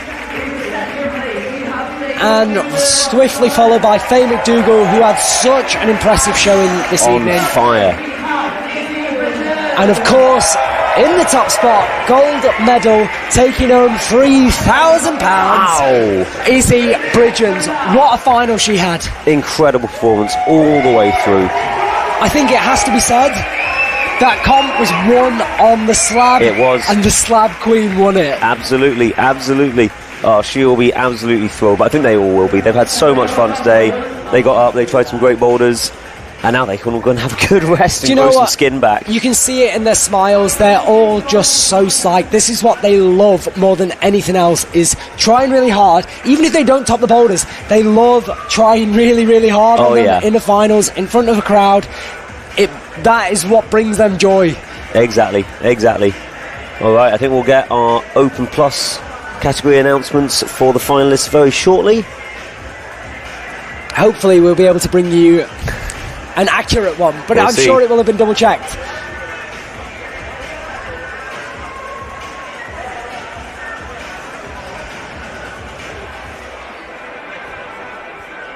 A little bit of confusion in the live chat about how the scoring works. The aim is to do the boulders in the fewest number of attempts. So the competitors that you see with lower numbers on the scoreboards are the ones who did better. That doesn't reflect how many points they scored. They're aiming to do the highest number of boulders in the fewest number of attempts. Imagine golf, kind of similar to that. Yes, The exactly. lower your score, but the most number of attempts. Yeah, Max got a hole in one on that second boulder. Exactly. All right, here we go. Our podium announcements. I think. Someone's coming on. Hey, there we go. Callan in sixth place.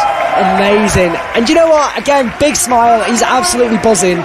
He's climbed so well today. Oh, he really has. He looked so strong in qualifiers. There we go. Kai Harada, huge finish on that last boulder. Doesn't get him a spot on the podium, but oh my god, it's one of the best things I'll remember about this comp. I think so too. And Luca also had an amazing finals round. He smashed it, and he should be really proud of himself. He's on such good form at the moment. Third place, Jack McDougall. Whoop. Second place, Diane Akhtar. Again, absolutely phenomenal competition. And that means taking our top spot, Max Milne. Yeah, big cheer for Max. Everyone loves watching him compete. So happy to see him back on the mats, doing what he loves.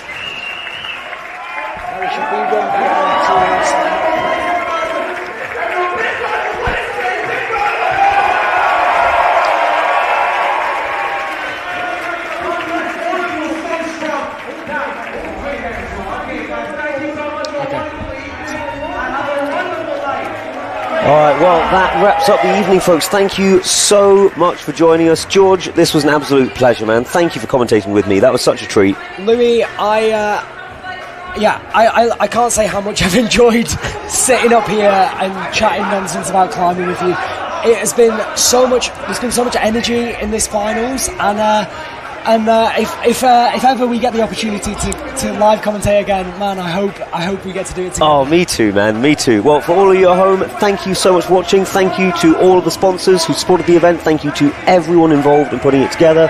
This has been a fantastic evening, and we'll see you all next year for the London Big Comp 2026. I'll see you there. Bye, folks. Good night.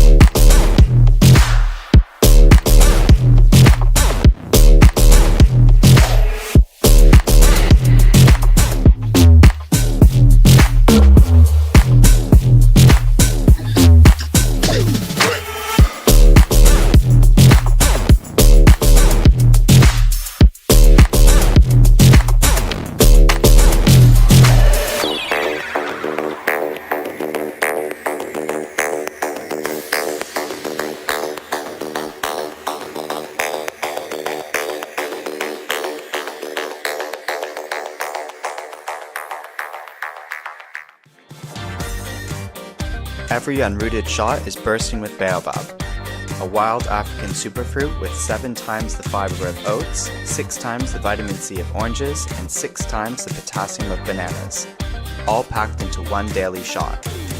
Support your gut health. Keep your body energized and your immune system strong. Sometimes it takes guts. Sometimes it takes energy. Unrooted, your partner in climb. Tenzing Natural Energy, the most refreshing energy drink you'll ever have. 100% from nature, low calorie, no junk. Because life's too good for bad energy.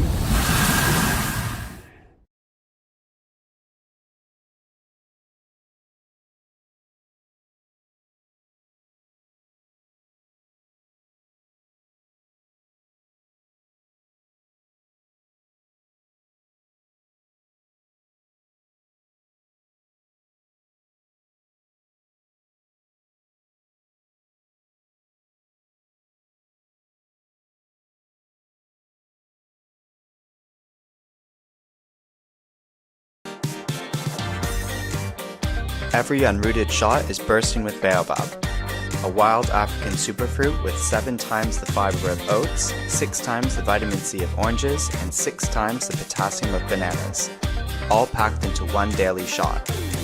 Support your gut health. Keep your body energized and your immune system strong.